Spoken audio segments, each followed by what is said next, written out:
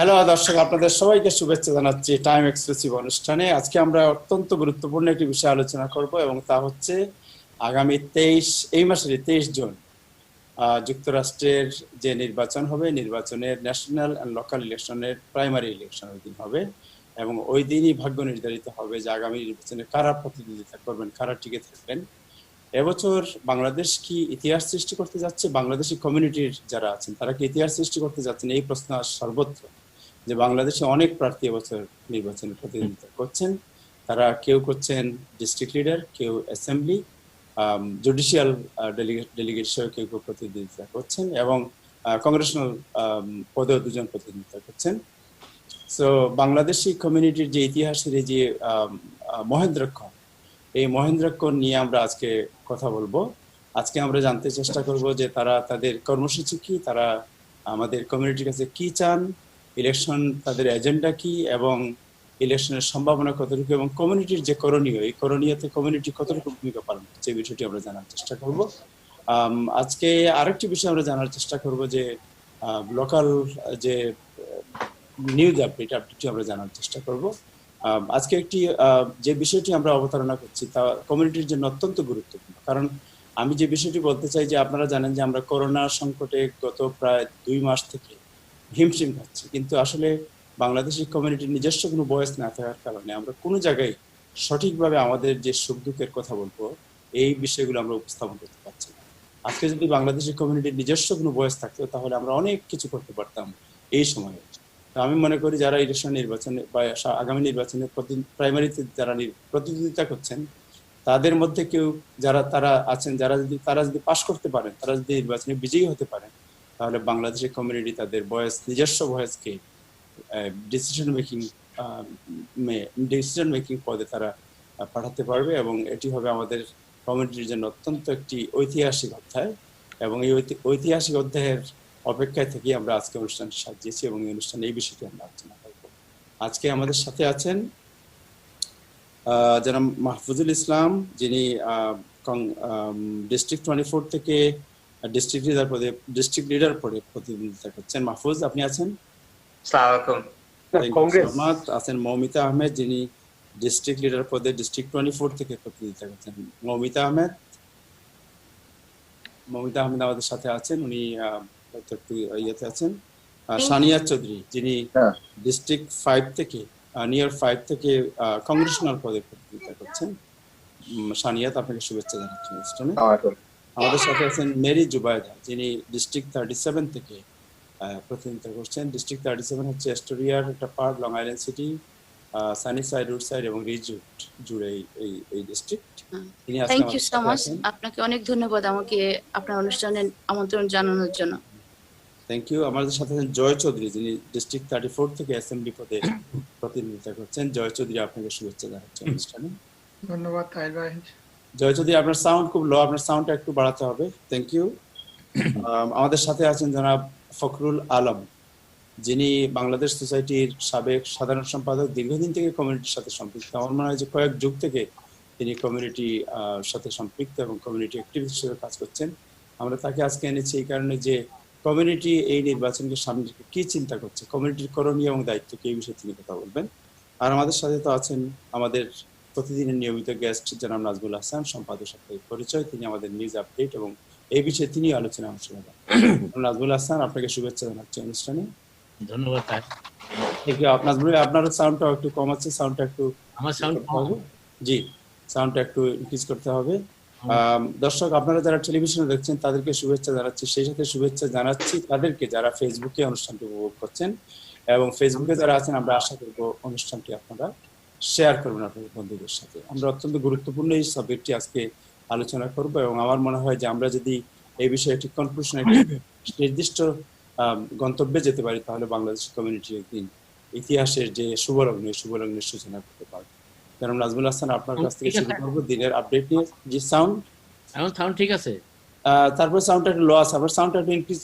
আমি তো আর ইনক্রিজ করতে পারছি না। তাহলে একটু আগান আপনি, আমার মনে হয় ক্যামেরার দিকে একটু আগিয়ে বসে ভালো হবে। হ্যাঁ, এবার ঠিক আছে? জি, এখন ঠিক আছে। আমরা আপনার কাছ থেকে আমরা নিউজ আপডেট শুরু করতে চাই যে news update, what is the update today? ধন্যবাদ সব প্যানেলিস্টকে। আজকে অবশ্য আপনারা জানেন যে নিউ ইয়র্কে, শুধু নিউ ইয়র্কে কেন, যুক্তরাষ্ট্রে করোনা ভাইরাসের ব্যাপারটি এখন সেকেন্ড গিয়ারে চলে গেছে। এই বিশেষ করে জর্জ ফ্লয়েডের হত্যাকাণ্ডের পর যা অবস্থা যুক্তরাষ্ট্রের সর্বত্র, এবং এখন তো দেখা যাচ্ছে যুক্তরাষ্ট্রের বাইরেও একটি অবস্থান নিয়েছে এই প্রতিবাদের বিষয়টি। তো করোনা ভাইরাসের যেটি আমাদের জন্য একটি খুবই বিপজ্জনক সময় ছিল গত 3 মাস, এবং সেই বিপজ্জনক সময়ের একটা শেষ করা বলবো না, আমি বিপজ্জনক সময়ের একটি পর্ব থেকে বেরিয়ে আরেকটি পর্বে ঢোকার অবস্থায়, প্রবেশের অপেক্ষায় আছে নিউ ইয়র্কবাসী। সেটি হচ্ছে আগামী 8ই জুন সোমবার। এবং আমার যতটুকু আজকে অবশ্য আপনারা জানেন যে মেয়র আজকে কোনো সাংবাদিক সম্মেলনে আসেননি, তার কারণ মেয়র আমার যতটুকু মনে হয় কিন্তু অতীতে তিনি শনিবারে সাংবাদিক সম্মেলন করেছেন, রোববারও করেছেন, ছুটির দিনেও করেছেন, কিন্তু এইবার প্রথম তিনি আসলেন না, কারণ তিনি ইতিমধ্যেই যথেষ্ট বিপর্যস্ত। এবং এই বিশেষ করে গত কয়েকদিনে যে নিউ ইয়র্কের যে ভাঙচুর, লুটপাট, লুণ্ঠন চলেছে, এই বিষয়ে তার ভূমিকা তীব্র সমালোচনার মুখে চলে এসেছে। এবং আজকে আরো কিছু উত্তেজক খবর আছে, সেটা আমি পরে আসছি। প্রথমেই আজকে নিউ ইয়র্ক স্টেটের যে যে সাংবাদিক সম্মেলন গভর্নর করেছেন, তাতে কিন্তু তিনি যথেষ্ট আশাবাদ ব্যক্ত করেছেন, যদিও একই সাথে আশঙ্কাও প্রকাশ করেছেন। বিশেষ করে গত কয়েকদিনে নিউ ইয়র্ক স্টেট সহ যুক্তরাষ্ট্রের বিভিন্ন শহরে যে প্রতিবাদ হয়েছে, এবং যেখানে অনেকেরই মাস্ক ছিল না, সোশ্যাল ডিস্টেন্সিং মেনটেন করা হয়নি, তার ফলে যে এই সংক্রমণটা আবার বেড়ে যেতে পারে। এবং আপনারা অনেকেই জানেন যে যুক্তরাষ্ট্রের প্রায় প্রতিটি স্টেট তাদের অর্থনীতির প্রথম ধাপ অন্তত শুরু করেছে, নিউ ইয়র্ক সিটি আগামী সোমবার শুরু করতে যাচ্ছে। এই অবস্থায় এই ধরনের একটি আশঙ্কা আমাদেরকে অনেকখানি সন্তুষ্ট করছে, এবং এটি খুবই উল্লেখযোগ্য এবং গুরুত্বপূর্ণ একটি বিষয়। কিন্তু গভর্নর আজকে সে একটু আশাবাদ ব্যক্ত করেছেন। তিনি বলেছেন যে, তিনি অবশ্যই স্বীকার করেছেন যে এতে যে অবস্থা আমরা দেখেছি গত কয়েকদিনে, তাতে সংক্রমণ কিছুটা বাড়তে পারে, তবে এটা নির্ভর করবে কি পরিমাণ বাড়ে, এবং নিউ ইয়র্ক স্টেট সেভাবে হ্যান্ডেল করার জন্য প্রস্তুত।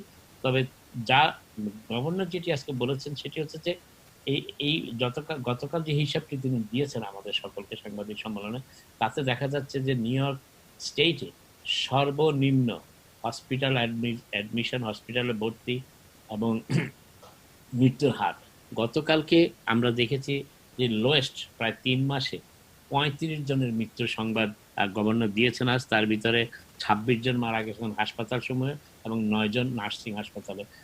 একটা জিনিস আমি উল্লেখ করতে চাই, সেটা হচ্ছে যে গত কয়েকদিন ধরে আমরা দেখছি যে নার্সিং সেন্টারগুলোতে মৃত্যুর হার প্রায় 10-এর কাছাকাছি গড়ে, এবং এটি ঠিক সেভাবে কমছে না। তবে হসপিটালের মৃত্যুর হার অনেক কমে এসেছে, সেটি 26টিতে নেমে এসেছে।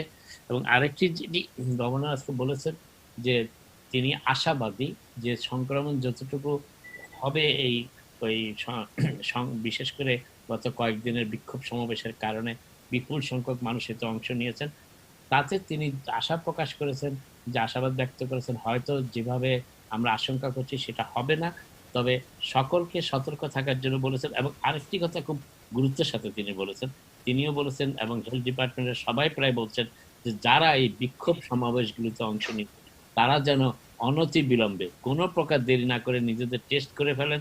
এবং এই টেস্টটি এই নিউ ইয়র্ক স্টেটের, বিশেষ করে নিউ ইয়র্ক সিটির যে করোনা সংক্রান্ত যে আমাদের সংকট মোকাবেলায় একটি নতুন অধ্যায় সূচনা করবে। কারণ ইতিমধ্যেই যথেষ্ট সংখ্যক ট্রেসার নিয়োগ দেওয়া হয়েছে, যদিও একটি অভিযোগ উঠেছে যে একটি কোম্পানিকে $46 মিলিয়ন এই কন্ট্রাক্টটি দেওয়া হয়েছে কোনো রকম যাচাই বাছাই না করে এই ট্রেসিং এর ব্যাপারে। কিন্তু মেয়র এবং গভর্নর সেই ব্যাপারে কথা বলেনি। মেয়র যেটা বলতে চাচ্ছেন যে এই ধরনের জরুরি অবস্থায় অনেক কিছুই করতে হয়, যেখানে অনেক সময় সবকিছু দেখার সুযোগ হয় না। কিন্তু এই ট্রেসিং এর ব্যাপারটি, বিশেষ করে টেস্টিং এর ব্যাপারটি খুবই গুরুত্বপূর্ণ। এবং আপনারা সবাই জানেন যে এখন যে কেউ চাইলেই নিউ ইয়র্ক সিটিতে টেস্টটা করে নিতে পারেন। প্রায় 182টি সেন্টারে টেস্ট দেওয়ার ব্যবস্থা আছে। তারপরেও যদি কেউ তার আশেপাশে টেস্টিং সেন্টার না পান, গতকাল আমি বলেছি যে নিউ ইয়র্ক সিটি এই সপ্তাহে 2টি মোবাইল টেস্টিং সেন্টার চালু করা হয়েছে। আগামী কয়েকদিনের ভিতরে আরো 8টি এতে যোগ দেবে, 10টি এবং এই প্রতিটি মোবাইল টেস্টিং সাইটে 80 জন করে দিনে তারা টেস্ট করতে পারেন। এবং আপনারা জানেন যে আমাদের বাঙালি কমিউনিটি, বাংলাদেশি আমেরিকান কমিউনিটি এই টেস্টিং এর ব্যাপারে যথেষ্ট আগ্রহ পরিলক্ষিত হচ্ছে। এবং গতকাল ব্রুকলিনে বাংলাদেশিরা একটি টেস্টিং এর আয়োজন করেছে এবং সেখানে ব্যাপক সাড়া পাওয়া গেছে। প্রায় 400 মানুষ একদিনে টেস্ট করিয়ে নিয়েছেন এবং আরো কিছু লোক অপেক্ষা ছিলেন, তারা আগামী শুক্রবার জ্যাকসনাইটে করবেন বলে আমাকে জানিয়েছেন। এই টেস্ট, এই যে বাংলাদেশি কমিউনিটিতে এই টেস্টের প্রথম প্রবক্তা যারা, তারা হচ্ছেন কাজী আজম এবং ফিরোজ আহমেদ। তারা ফোবানার ব্যানার এটি করছেন এবং আগামী শুক্রবার অপরাহ্নে জ্যাকসনাইটের ডাইভার্সিটি প্লাজাতে টেস্ট করা হবে। এবং আপনারা জানেন যে টেস্টিংয়ে কোনো ফি দিতে হয় না। নিউ ইয়র্ক সিটিতে টেস্টিংটা সম্পূর্ণ বিনামূল্যে করা হয়। এবং আমি আমাদের সকল বাংলাদেশি ভাই বোনদের কাছে অনুরোধ করছি যে বিশেষ করে যারা গত কয়েকদিনের এই বিক্ষোভ সমাবেশে অংশ নিয়েছেন, তারা অন্তত জরুরি ভিত্তিতে অতীব প্রয়োজনীয় মনে করে চেষ্টা করিয়ে নেবেন, কারণ এটি অত্যন্ত জরুরি একটি বিষয়। আর এবার অন্য বিষয় খবরে চলে আসি, সেটি হচ্ছে যে নিউ ইয়র্ক সিটি প্রস্তুত হচ্ছে সোমবারে। এবং আপনারা জানেন যে নিউ ইয়র্ক সিটির এই প্রস্তুতির একটি উল্লেখযোগ্য দিক হচ্ছে সাবওয়ে, অর্থাৎ পাবলিক ট্রান্সপোর্টেশন। এবং আপনারা জানেন যে গত কয়েকদিন ধরে প্রায় 3 সপ্তাহ, হয়তো 6 এপ্রিল থেকে যতটুকু আমার মনে হচ্ছে, যে এই এই সাবওয়ে রাত্রে 1টা থেকে 5টা পর্যন্ত বন্ধ থাকে ক্লিনিং স্যানিটাইজেশনের জন্য। গভর্নর আজকে বলেছেন যে নিউ ইয়র্ক সিটি সাবওয়েকে সব সময় স্যানিটাইজ করা হবে, পরিষ্কার পরিচ্ছন্নতা রাখা হবে। এরকম সাবওয়ে আগে কখনো ছিল না। এবং আজকে এমটিএ কর্তৃপক্ষ বলেছেন যে এতদিন যেভাবে রাত্রে 1টা থেকে ভোর 5টা পর্যন্ত সাবওয়ে বন্ধ থাকতো, এখনো সেটা বন্ধ থাকবে। নিউ ইয়র্ক সিটি ওপেন করার, ইকোনমির প্রথম ধাপ ওপেন করার পরও রাত্রে 1টা থেকে ভোর 5টা পর্যন্ত সাবওয়ে চলাচল থাকবে না। এবং এই বিষয়ে তারা অল্টারনেট ট্রান্সপোর্টেশনের ব্যবস্থা করছেন, কারণ তারা বলতে চাচ্ছেন যে সাবওয়েকে পরিষ্কার রাখতে হলে একটি টাইম ইন্টারভেল প্রয়োজন সাবওয়ে ক্লিনিং এর জন্য। এবং সেই জন্য তারা রাত্রে 1টা থেকে ভোর 5টা পর্যন্ত সাবওয়ে সার্ভিস বন্ধ রাখতে যাচ্ছেন। তবে তারা এমটিএ কর্তৃপক্ষ বলেছেন এবং সিটি প্রশাসনও বলেছেন যে তারা প্রতিটি স্টেশনে হ্যান্ড স্যানিটাইজারের ব্যবস্থা করছেন। এবং যতখানি সম্ভব কথাটার উপর আমি গুরুত্ব দিচ্ছি যে সোশ্যাল ডিস্টেন্সিং মেনটেন করা হবে, কিন্তু যেখানে সোশ্যাল ডিস্টেন্সিং মেনটেন করা হবে সেখানে সকল যাত্রীকে ফেস মাস্ক ব্যবহার করাটা অত্যন্ত একেবারে বাধ্যতামূলক করা হচ্ছে। যদিও ফেস মাস্ক ব্যবহার না করলে এখনো কোনো প্রকার জরিমানা কিংবা শাস্তির ব্যবস্থা ঘোষণা করা হয়নি, তবে ফেস মাস্ক ব্যবহারটি খুবই গুরুত্বপূর্ণ। এবং আজকে একটি খবর আসছে পাশাপাশি যে কোরিয়া এবং চীন এবং জাপান, এই 3টি দেশ যেভাবে এই করোনা ভাইরাসকে, সংক্রমণকে দমন করতে পেরেছে, অনেকখানি কমিয়ে আনতে পেরেছে, তার একটি মূল কারণ কিন্তু চিকিৎসা নয়, তার একটি মূল কারণ হচ্ছে এই ফেস মাস্কের। বিশেষ করে জাপান এই ব্যাপারে একটি অগ্রগামী ভূমিকা পালন করেছে এবং জাপানও দেখা দেখি সাউথ কোরিয়া এবং চীনও সেটি করেছে। তারা মোটামুটি এই এই করোনা ভাইরাসকে নিয়ন্ত্রণের চিকিৎসার চাইতে, ওষুধের চাইতে ফেস মাস্কের ব্যবহারটিকে বেশ গুরুত্বের সাথে দেখেছে। গভর্নর কুমো এবং মেয়র ব্লাজিও বারবারই বলে আসছেন ফেস মাস্ক ব্যবহার করার ব্যাপারে, এবং তারই একটি টিভি কমার্শিয়ালও বোধহয় ছেড়েছেন ফেস মাস্কের জন্য। এবং নিউ ইয়র্কবাসীর উচিত যে করোনা সংক্রমণ ঠেকাতে ফেস মাস্কটাকে অতীব গুরুত্বপূর্ণ হিসেবে বিবেচনা করে তাদের দৈনন্দিন পোশাকের একটি অংশ হিসেবে ধরে রাখা। আরেকটি যে বিষয়টি কথা বলতে চাচ্ছি সেটি হচ্ছে যে আপনারা জানেন যে প্রথম ধাপে, গতকাল আমি বলেছি যে প্রথম ধাপে নিউ ইয়র্ক সিটির ওপেনিং এর যে ব্যাপারটি আমরা শুনতে পাচ্ছি, তাতে কনস্ট্রাকশন সাইট এবং ম্যানুফ্যাকচারিং জবের প্রতি গুরুত্ব দেওয়া হচ্ছে, অফিস আদালতে দেওয়া হচ্ছে, কিন্তু সেখানে বাধ্যতামূলক করা হচ্ছে প্রতিটি অফিসে কেউ প্রবেশ করতে চাইলে তার শরীরের তাপমাত্রা টেস্ট করাটা বাধ্যতামূলক করা হচ্ছে। কেউ যদি তাপমাত্রা টেস্ট করাতে না চান, তাকে সেই বিল্ডিং এ প্রবেশাধিকার না দেওয়ার জন্য বলা হচ্ছে। এবং আরেকটি জিনিস যেটি হচ্ছে যে যারা এই অফিসগুলোতে যাবেন, তারা যদি সেখানে কোনো প্রকার কম্প্রোমাইজ, অর্থাৎ কোনো প্রকার যদি এই স্বাস্থ্যবিধির ব্যাপারে সেভাবে অফিস কর্তৃপক্ষ উদাসীনতা প্রদর্শন করে, তারা যেন 311 সেটা অতি সত্ত্বর জানিয়ে দেন, কারণ একজনের স্বাস্থ্যের জন্য আরো অনেকের স্বাস্থ্য যাতে ক্ষতিগ্রস্ত না হয়, সেটাই এখন সিটির মূল মন্ত্র। আরেকটি জিনিস হচ্ছে যে কনস্ট্রাকশন সাইটগুলোতে কিছু বিধিনিষেধ চালু করা হয়েছে এবং সেই বিধিনিষেধগুলো গতকাল আমি বলেছি যে প্রথম 30 দিন সেটিকে সতর্ক করা হবে প্রতিটি সাইটের যারা পরিচালনা করছেন। তারপরেও যদি তারা সেটি মানতে না চান, মানতে না পারেন, অপারগতা প্রকাশ করেন, তাহলে 31 দিনের মাথা থেকে তাদেরকে টিকিট দেওয়ার ব্যবস্থা করা হচ্ছে এবং এটি মেয়রও বলেছেন যে টিকিট যাতে না দিতে হয় সেই বিষয়টি তারা আশা করছেন। এবার অন্য একটি খবরে আসি, সেটি হচ্ছে যে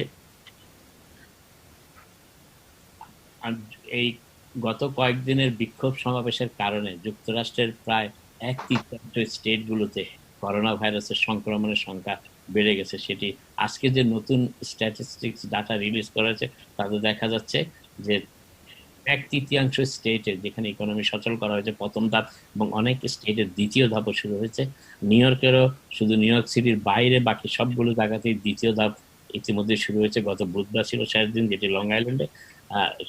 1/3 স্টেটগুলোতে করোনা সংক্রমণ বেড়ে গেছে এবং তারা এই জন্য জর্জ ফ্লয়েডের নির্মম হত্যাকাণ্ডকে কেন্দ্র করে সৃষ্ট বিক্ষোভ সমাবেশকে দায়ী করছেন। তারা বলছেন যে মানুষ সেখানে স্বতঃস্ফূর্তভাবে অংশ নিয়েছে, কেউ ফেস মাস্ক কিংবা সোশ্যাল ডিস্টেন্সিং এর বিষয়টা সেভাবে গুরুত্বের সাথে বিবেচনা করেনি। ওকে, আরেকটি জিনিস যেটি এবার নিউ ইয়র্ক সিটির মেয়রের ভূমিকা সম্পর্কে তীব্র সমালোচনার কথা যেটা আমি শুরুতে বলেছিলাম। আর আজ যে খবরটি এসেছে নিউ ইয়র্ক সিটির আইন শৃঙ্খলা বাস্তবায়নে সাম্প্রতিককালে সবচেয়ে বেশি গুরুত্বপূর্ণ ভূমিকা পালন করেছে, যার ভূমিকা সবচেয়ে বেশি প্রশংসিত হয়েছিল, সেটি হচ্ছে রুডি জুলিয়ানি। সেই সাবেক মেয়র রুডি জুলিয়ানি আজ মেয়র ব্লাজিও তীব্র সমালোচনা করেছেন এবং তিনি গভর্নর কুমোকে বলেছেন অনতি বিলম্বে তাকে সরিয়ে দেওয়া হয় মেয়র ব্লাজিওকে, কারণ তিনি নিউ ইয়র্কবাসীর নিরাপত্তা বিধান তো আছেই, করোনা ভাইরাসটিকে মোকাবিলার ক্ষেত্রেও তিনি সফল হতে পারেননি। এবং আমরা অনেকেই হয়তো জানি যে নিউ ইয়র্ক সিটির মেয়র হয়তো আন্তরিকতার সাথে সবগুলো পদক্ষেপ নিয়েছেন, কিন্তু তার কিছু পদক্ষেপ যথেষ্ট সমালোচনার মুখে পড়েছে। বিশেষ করে এই যে ফুডের ব্যাপার, এটি একটি প্রচন্ড অপচয় হিসেবে দেখা দিচ্ছে। প্রায় $140 মিলিয়ন বাজেটের এই ফুড বাজেটের বিপুল পরিমাণ অর্থ মাধ্যমে যে খাবারগুলো দেওয়া হচ্ছে তার অনেকগুলোই পচা, মানুষ খেতে পারছে না। কিন্তু এবং 311-এ কমপ্লেন করলে, নালিশ করলে তাতেও তেমন ফলাচ্ছে না, কারণ যারা কন্ট্রাক্টর, যারা এটা দায়িত্ব নিয়েছে, তারা কোনোভাবে এটা সব মানুষের হাতে বাড়িতে পৌঁছে দিয়ে তারা তাদের বিলগুলো আদায় করছে। এবং $140 মিলিয়ন খুব চারটিখানি কথা নয়, অনেক অর্থ।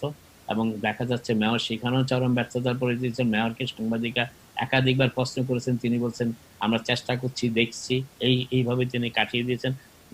সাবেক মেয়র জুলিয়ানি আজকে তার এই করোনা ভাইরাসের তার অযোগ্যতার বলেছেন, তিনি গভর্নরকে বলেছেন যে তাকে যেন চাকরিচ্যুত করা হয়, কিন্তু আবার এটাও বলেছেন যে সেটি খুব সহজ কাজ নয়। আপনারা হয়তো অনেকে জানেন যে আইন শৃঙ্খলা পরিস্থিতিতে মেয়র ব্লাজিওর ভূমিকাটি তীব্র সমালোচনা এসেছে, বিশেষ করে তিনি যখন ন্যাশনাল গার্ড মোতায়েন করতে চাননি, যার ফলে সোমবার, রোববার এবং সোমবার নিউ ইয়র্কে, ম্যানহাটনে এবং ব্রুকলিনে ব্যাপক লুটপাট হয়েছে এবং এমন সব স্টোরে লুটপাট হয়েছে যেখানে সাধারণ অর্থেই পুলিশের নিরাপত্তা থাকার কথা, সেখানে সেটা ছিল না। এবং কিছু সাংবাদিক এও বলেছেন সাংবাদিক সম্মেলনে যে তারা দেখেছেন যখন লুটপাট চলছে পুলিশের কাজ সামনে দিয়ে চলে যাচ্ছে, লুটপাটকারীদের থামাচ্ছে না। এবং আরেকটি বিষয় গতকালকে আমরা জানতে পেরেছি, সেটি হচ্ছে ম্যানহাটন ডিস্ট্রিক্ট অ্যাটর্নি বলেছেন যে যারা এই লুটপাটের জন্য যাদের গ্রেফতার করা হয়েছে কিংবা যাদেরকে জেল হাজতে নিয়ে আসে তাদের বিরুদ্ধে তিনি মামলা করতে যাচ্ছেন না। আরেকটি ব্যাপার হচ্ছে যে আপনারা জানেন যে গত ডিসেম্বরে নতুন একটি আইন, বেল ল, যেটা পাশ করা হয়েছিল, সেটা হচ্ছে যে এই ধরনের অপরাধের ক্ষেত্রে কোনো প্রকার বেল, জামিন খুব সহজ করে ফেলা হয়েছে। এবং তার ফলে দেখা যাচ্ছে যারা আজকে লুটপাট করছেন তাদেরকে থানায় নিয়ে যাওয়া হচ্ছে, পরের দিন সকালেই তারা রিলিজ হয়ে যাচ্ছেন এবং আবার সন্ধ্যায় তারা সেই কাজ যাচ্ছেন। এবং আপনারা জানেন যে গতকাল জ্যাকসন হাইটস, ইস্ট এলমাস্ট এবং করোনার থেকে নির্বাচিত 3 জন জনপ্রতিনিধি, যারা স্টেট লেজিসলেচার, সেই ক্যাটারিনা ক্রুজ, ফ্রান্সিসকো ময়া এবং সেক্টর রামোস একটি টুইট করে এবং বিবৃতি দিয়ে বলেছেন যে জ্যাকসন হাইট, করোনা এবং ইস্ট মাস এলাকায় লুটপাটের আশঙ্কা করছেন তারা, সেই জন্য সেখানকার এলাকাবাসী এবং ব্যবসায়ীদেরকে সতর্ক হতে বলেছেন। নিউ ইয়র্কের মানুষ কখনো এই ধরনের অবস্থা প্রত্যক্ষ করেনি এইভাবে। এবং আপনারা লক্ষ্য করেছেন যে অনেক স্টোর, ভালো ভালো বড় বড় স্টোরগুলো সামনে কাঠের প্লাইউড দিয়ে দরজা জানালা সব সিল করে দেওয়া হয়েছে। এটি নিউ ইয়র্কের মানুষ, আমি অন্তত গত 39 বছরে কখনো দেখিনি। আমরা দেখতাম আগুন লাগলে স্টোরের সামনেগুলো যে প্লাইউড দিয়ে ঢেকে ফেলা হতো, কিন্তু এখন দেখছি যে সন্ত্রাস এবং লুটপাট ঠেকাতেই তা করা হচ্ছে। এটি সত্যি দুঃখজনক সিন নিউ ইয়র্কের জন্য এবং লজ্জারও সিন। আরেকটি জিনিস যেটা বলার চেষ্টা করছিলাম, রুডি জুলিয়ানির কথায় বলেছেন, যিনি ডিঙ্কিন্সের প্রসঙ্গ টেনে এনেছেন। তিনি বলেছেন যে ডিঙ্কিন্সের সময়ও আইন শৃঙ্খলা পরিস্থিতি অবনতি হয়েছে, কিন্তু ডিঙ্কিন্সের সাথে পুলিশদের একটা সম্পর্ক ছিল, যেখানে তিনি পুলিশ বাহিনীকে অন্তত সন্ত্রাস দমনের ক্ষেত্রে সামান্যতমূলক কাজে লাগাতে পেরেছেন, যেটি মেয়র ব্লাজিও একদমই পারছেন না। এবং আপনারা হয়তো জানেন যে মেয়র ব্লাজিও, যিনি করোনা ভাইরাস সংক্রমণ ঠেকাতে মানুষকে ঘরে থাকতে বলেছেন, মাস্ক ব্যবহার করতে বলেছেন, এমনকি 10 জনের বেশি সমাবেশ নিষিদ্ধ করেছেন, তাদের সেই কথাটি মাথায় রেখেও তিনি কিভাবে এই হাজার হাজার মানুষের সমাবেশের অনুমতি দিলেন, এটি এখন বেশ প্রশ্ন হয়ে দাঁড়িয়েছে। তবে মেয়র এটার উত্তর দিয়েছেন যে সেটি একটি জাতীয় ইস্যু, গুরুত্বপূর্ণ ইস্যু। আরেকটি জিনিস আপনারা জানেন যে বাফলোতে পুলিশের যখন একটি সমাবেশ ঠেকাতে গিয়ে একজন পুলিশ কর্মকর্তা, তার সাথে আরেকজন ছিলেন একজন 75 বয়স্ক প্রতিবাদ গ্রহণকারী একজন সমাবেশে অংশগ্রহণকারী একজন 75 বয়স্ক মানুষকে ধাক্কা দিয়ে ফেলে দিয়েছেন। তার অপরাধে 2 জনকে চাকুরিচ্যুত করা হয়েছে এবং তার প্রতিবাদে তার ইউনিটের সবাই গতকাল পদত্যাগ করেছিলেন। কিন্তু গভর্নর আজকে বলেছেন যে না, এখানে কোনো ছাড় দেওয়ার কোনো বিষয় নাই, যে পুলিশের কাজ মানুষের নিরাপত্তা বিধান করা এবং তারা তাদের কাজ ঠিক মতো করছে কিনা সেটিও দেখার বিষয় আছে, এখানে রাজনীতির কোনো ব্যাপার নেই। আরেকটি জিনিস হচ্ছে যে কথাটি শেষ করার আগে দুটি বিষয় বলতে চাচ্ছিলাম, সেটি হচ্ছে যে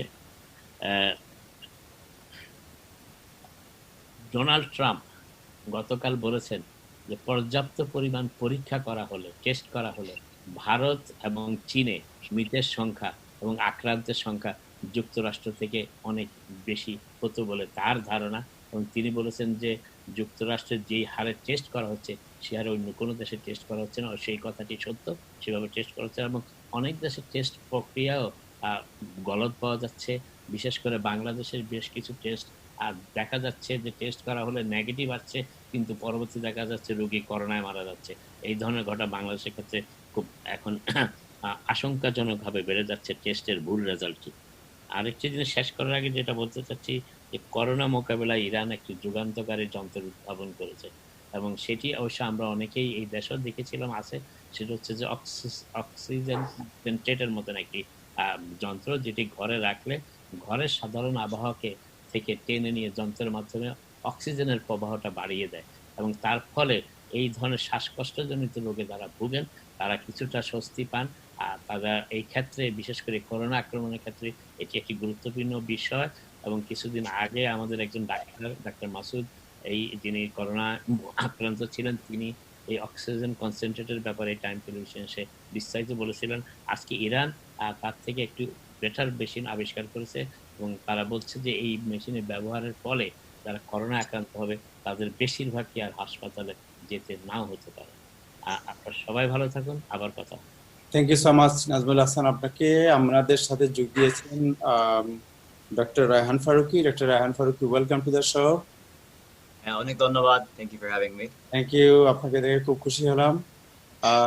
আপনাকে অনেকেই বলে, আমাদের কমিউনিটি আপনার সামনে বলে, আমাদেরকে বলে যে বাংলাদেশি ডেভিড এক্সলর্ড বলা হয়। সো আমি প্রথমে জানতে চাই যে আজকে আপনি জানেন যে আমাদের যে আলোচনার বিষয়টি হচ্ছে different kind of subject. We are not talking about the regular subject today. আমরা অন্য একটি সাবজেক্ট আলোচনা করছি, হুইচ ইজ ভেরি ইম্পর্টেন্ট। আপনি জানেন যে ইলেকশন 23 জুন এবং এই ইলেকশনে বাংলাদেশি বেশ কয়েকজন প্রার্থী প্রতিনিধিত্ব করছেন এবং তাদের যে ক্যান্ডিডেসি,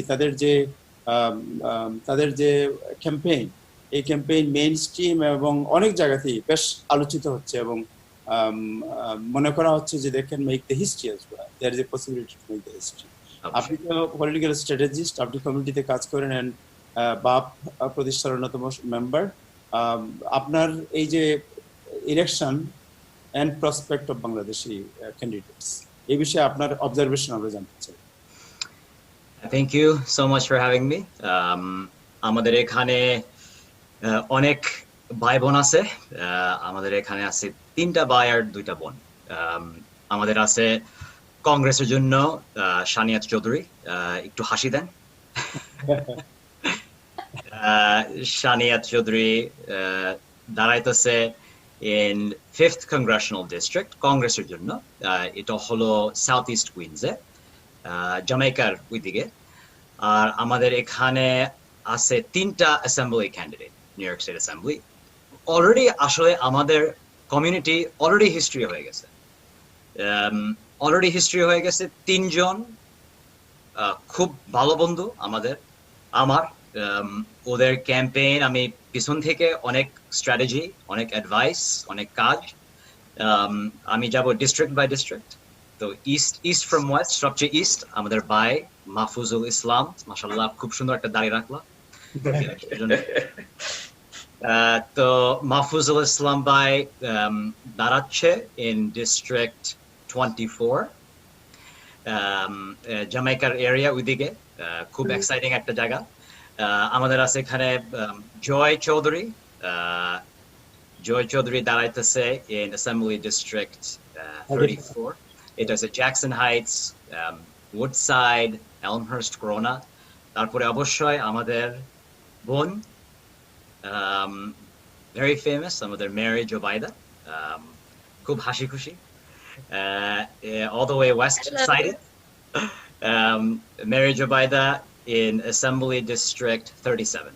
এটা হলো Long Island City, Astoria, Sunnyside, Ridgewood, Maspeth, anything else? এই জায়গায়। তারপরে last but not least, অনেক ফেমাস আমার বোন মমিতা আহমেদ। মমিতা ডিস্ট্রিক্ট লিডার একটা সিটের জন্য দাঁড়াইতেছে। আসলে মমিতা আর মাহফুজুল ওরা একটা স্লেটে, ওরা একসাথে দাঁড়াইতেছে, এটা ইউনিটি স্লেট। আপনারা অনেক জানেন, আমি যখন এই প্রোগ্রামে আসি আমি সবসময় বলি কি আমি না আমরা, রাইট? তো আমাদের এখানে এক ভাই এক বোন ওরা একসাথে আসলো, একটা ইউনিটি স্লেট বানাইছে, আমি খুব খুশি। আর মমিতা ডিস্ট্রিক্ট লিডার জন্য একটা রেসে সে দাঁড়াইতেছে। এই পজিশনটা আসলে এত বেশি জানা শোনা না, আর মমিতা অনেক চেষ্টা করতেছে যে সব আসল মানুষ কমিউনিটি থেকে এই সিটে দাঁড়াইতে জন্য।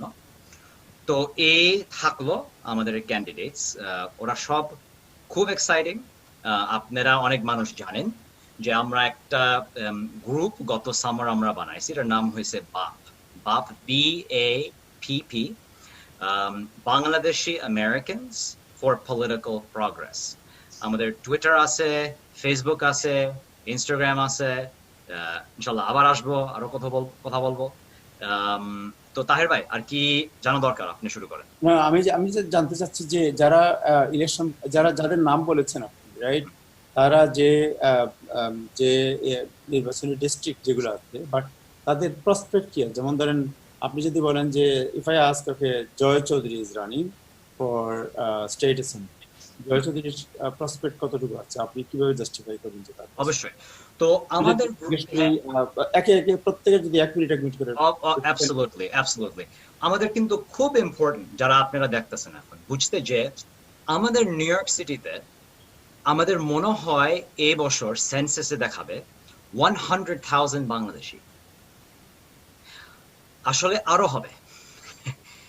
মানে এই সব রেস অনেক বাংলাদেশিরা থাকে, আমরা অনেক বাংলাদেশি আমরা ভোটার রেজিস্ট্রেশন করছি, আমরা শিখাইছি কিভাবে অ্যাবসেন্টি ব্যালটটা ফিল আপ করতে, কোথায় পোলিং সাইট গুলো, আর এগুলি আমরা আরো করব। আমাদের পাওয়ার কিন্তু অনেক।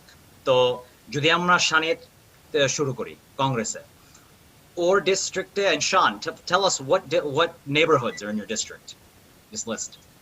Yeah, we have Jamaica, South Ocean Park, Queens Village, Richmond Hill, Elmont, Hollis, Cambria Heights, St. Albans, the Rockaways, Valley Streams, Springfield, Garland, Royalton, Rochester. আমাদের সবাই এখানে দেখাইতেছে, যারা দেখতেছে অনেক এখানে আত্মীয় স্বজন থাকে, ভাই বোনরা থাকে, দাদা দাদি থাকে, এই সব জায়গায় আমাদের বাংলাদেশিরা আছে। নেক্সট আমরা যাই Mahfuzul, name some of your areas. কয়েকটা এলাকা Jamaica, Queens Village, Flora Park, Glen Oaks, Hollis Hills, Richmond Hill, Briarwood, Hillcrest. আর আপনারা যারা এখন বাসায় দেখতেছেন, আপনারা অনেক কমেন্ট দেন, আপনারা কমেন্টে লিখবেন আমি থাকি হলিস, আমি থাকি ব্রায়ারউড, আমি থাকি জ্যাকসন হাইটস।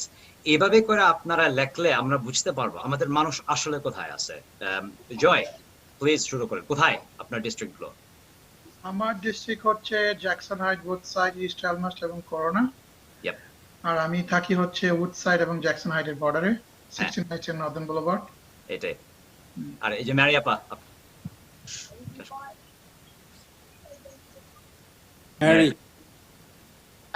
জি, ধন্যবাদ। আমার ডিস্ট্রিক্ট হচ্ছে part of Astoria, which is Queensbridge, Long Island City, Woodside, Sunnyside, Maspeth এবং রিজউড। তো আমি কেন এখানে শুরু করছি? এখানে শুরু করছি কারণ ওদের সব প্রসপেক্ট খুবই ভালো, কারণ এই সব জায়গায় আমাদের অনেক বাংলাদেশিরা থাকে, নম্বর এক। কিন্তু দুই, আমাদের এই সব ক্যান্ডিডেট গুলি ওরা অনেক অর্গানাইজার, ওরা ওদের ডিস্ট্রিক্টে ওরা হাঁটছে, ওরা ওদের ডিস্ট্রিক্টে ওরা কাজ করছে, ওদের ডিস্ট্রিক্টে ওরা ফোন কল করছে, মানুষজন ওদেরকে জানে। তো দ্যাট মিনস যারা সাদা, যারা কালো, যারা ল্যাটিনএক্স, যারা স্প্যানিশ কথা বলে বিভিন্ন দেশ থেকে, ওদেরকে জানে। তো ওদের কোঅলিশনটা কিন্তু খুব বড়। এটা আমরা স্ট্র্যাটেজি সাইড থেকে এইভাবে আমরা স্ট্র্যাটেজিটা বানাই। আর এই সব ক্যান্ডিডেট যে আপনি দেখতেছেন, এই সব স্ট্র্যাটেজি কিন্তু আছে প্রথম দিন থেকে, এখন থেকে না, প্রথম দিন থেকে এই স্ট্র্যাটেজি আছে। তোদের সব ক্যাম্পেইন মানুষদের ফোন করতেছে, টেক্সট মেসেজ পাঠাইতেছে, ইমেল পাঠাইতেছে, এটা আরো কন্টিনিউ করবে। আমরা আপনাদেরকে যারা বাসায় আছেন, আপনাদেরকে দরকার এখন। যদি আপনি একটা ফোন করতে পারবেন, একটু টেক্সট মেসেজ পাঠাতে পারবেন, আপনারা যেখানে থাকেন আপনাদেরকে দরকার। কারণ এখন আমাদের হিস্টোরি একটা সময় আছে, আমরা নট জাস্ট এক, নট দুই, আমাদের 5টা ক্যান্ডিডেট আছে। কোনোদিন আমাদের কমিউনিটি এরকম ক্যান্ডিডেট কিন্তু দাঁড়ায় না। এভরি সিঙ্গল ক্যান্ডিডেট এখানে, শানিয়াত, জয়, মাহফুজল, ম্যারি, মৌমিতা, ওরা অনেক এক্সপিরিয়েন্সড। তো ওদের ওই স্ট্র্যাটেজিটা আছে। ওরা খুব ডিজিটাল একটা ক্যাম্পেইনও অলসো আছে। এখন তো আপনারা সবাই বাসায় বসে আছেন, আপনারা জানেন যে এখন করোনা ভাইরাস স্টিল আমরা লকডাউনে আছি, কিন্তু একটু খুলতেছে। এই সব ক্যাম্পেইন ওরা কিন্তু ডিজিটাল ভাবে, ওদের অনেক ক্যাম্পেইন স্টাফ আছে। আচ্ছা, আমি তো থাকি রকল্যান্ড কাউন্টি, আমি তো সিটিতে থাকি না, কিন্তু আমরা এই জুম নিয়ে আমরা সারা ক্যাম্পেইনটা রান করলাম। আমরা এই ডিজিটাল টুল দিয়ে, গুগল শিট দিয়ে, হোয়াটসঅ্যাপ দিয়ে, স্ল্যাক দিয়ে, টুইটার, ফেসবুক, এভাবে আমরা ক্যাম্পেইনটা রান করলাম। আর আসলে অনেক আদার ক্যান্ডিডেট ওরা কিন্তু খুব জেলাস যে কিভাবে তোমরা এগুলি বানায় ফেললা। আমাদের কিন্তু ভেরি এক্সপেন্সিভ পলিটিক্যাল কনসালটেন্ট নাই। আসলে আমরা জানি এটা কিন্তু অনেক টাকা ওয়েস্ট করে। আমরা তো সবাই বাংলাদেশি। এভরি ক্যান্ডিডেট অনেক টাকা উঠাইতে হয়, অনেক টাকা। ক্যাম্পেইন স্টাফ হায়ার করতে হয়, ফ্লায়ার বানাইতে হয়, এই ফোন ব্যাংকিং করতে হয়, টেক্সট পাঠাইতে হয়, এগুলো তো সব টাকা দরকার, রাইট? কিন্তু আমরা অনেক স্মার্ট ভাবে এই টাকাটা সব ওরা স্পেন্ড করছে। আর আমি বলতে পারি ওরা এভরি সিঙ্গল ওয়ান ওরা অনেক ভোট পাবে, ইনশাল্লাহ অনেক ভোট পাবে। এটাই কিন্তু আমাদের হিস্টরি। আমরা দেখব কোন কোন রেস আসলে এই ক্যাম্পেইন গুলো কিভাবে ওই ভোটটা বাড়াবে সাদা মানুষের সাথে কাজ করতে, রাইট? যারা অনেক progressive plank of the party, ওদের সাথে কিভাবে আমরা ভোটটা বাড়াবো। But also establishment wing of the party, এখানে সব মানুষ ওদের অনেক জানাশোনা আছে, এখানেও আছে। অলসো অনেক, এখন তো আমরা স্ট্রিটে গিয়ে প্রোটেস্ট করতেছি, ব্ল্যাক লাইভস ম্যাটার, রাইট? আমাদের দেশে তো এটা অনেক বছরের জন্য, 400 বছরের জন্য আমরা কালোদেরকে আমরা কিন্তু ইনস্লেভ করছি, আর ওরা কিন্তু আসলে সেকেন্ড ক্লাস সিটিজেন। আর এভরি সিঙ্গল ক্যান্ডিডেট যে আপনি এখানে দেখতেছেন, ইভেন দো ওদের স্কিনের রং হয়েছে ব্রাউন, ওরা কিন্তু এটা বিলিভ করে যে আসলে এই মানুষ আমাদের কিন্তু পার্টনারশিপ করা দরকার। এভরি সিঙ্গল ডিস্ট্রিক্ট বাংলাদেশিরা আর অনেক কালো মানুষরা ওই ব্যাকগ্রাউন্ড থেকে, ওরা কিন্তু গরিব, ওদের কিন্তু হেলথ ইন্স্যুরেন্স নাই, জি এগুলি সব নাই। তো ওরা ওদের সাথে কানেকশন বানাইতেছে, রাস্তায় রাস্তায় ওরা হাঁটতেছে, প্রোটেস্ট করতেছে যে হ্যাঁ আমাদের হেলথ ইন্স্যুরেন্স দরকার, ওদেরও হেলথ ইন্স্যুরেন্স দরকার। কেন নাই?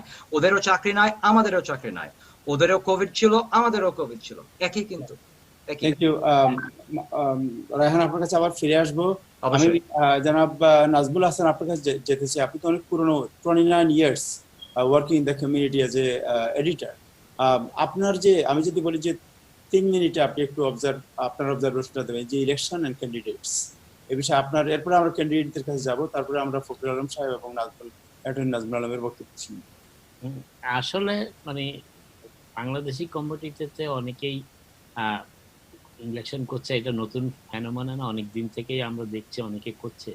কিন্তু বিষয় যেটি আমার কাছে এখন বেশি গুরুত্বপূর্ণ মনে হয় সেটা হচ্ছে এতদিন আমরা যেগুলো দেখছিলাম যে ইলেকশনে অংশগ্রহণ করতে হবে বলেই আমরা ইলেকশন করছি এলাকায়। এখন যেমন অনেকেরই প্রশ্ন উঠছে, অতীত উঠেছে যে উনি যে এলাকায় দাঁড়াচ্ছেন সে এলাকার জন্য ওনার কন্ট্রিবিউশন কি, কতটা কি পরিমাণ মানুষ ওনাকে চিনেন, কাদের সাথে ওনার সংস্পর্শ আছে, কারা কাদের সাথে চলাফেরা করেন, কোন কোন লোকাল ইস্যুতে উনি কথা বলেন।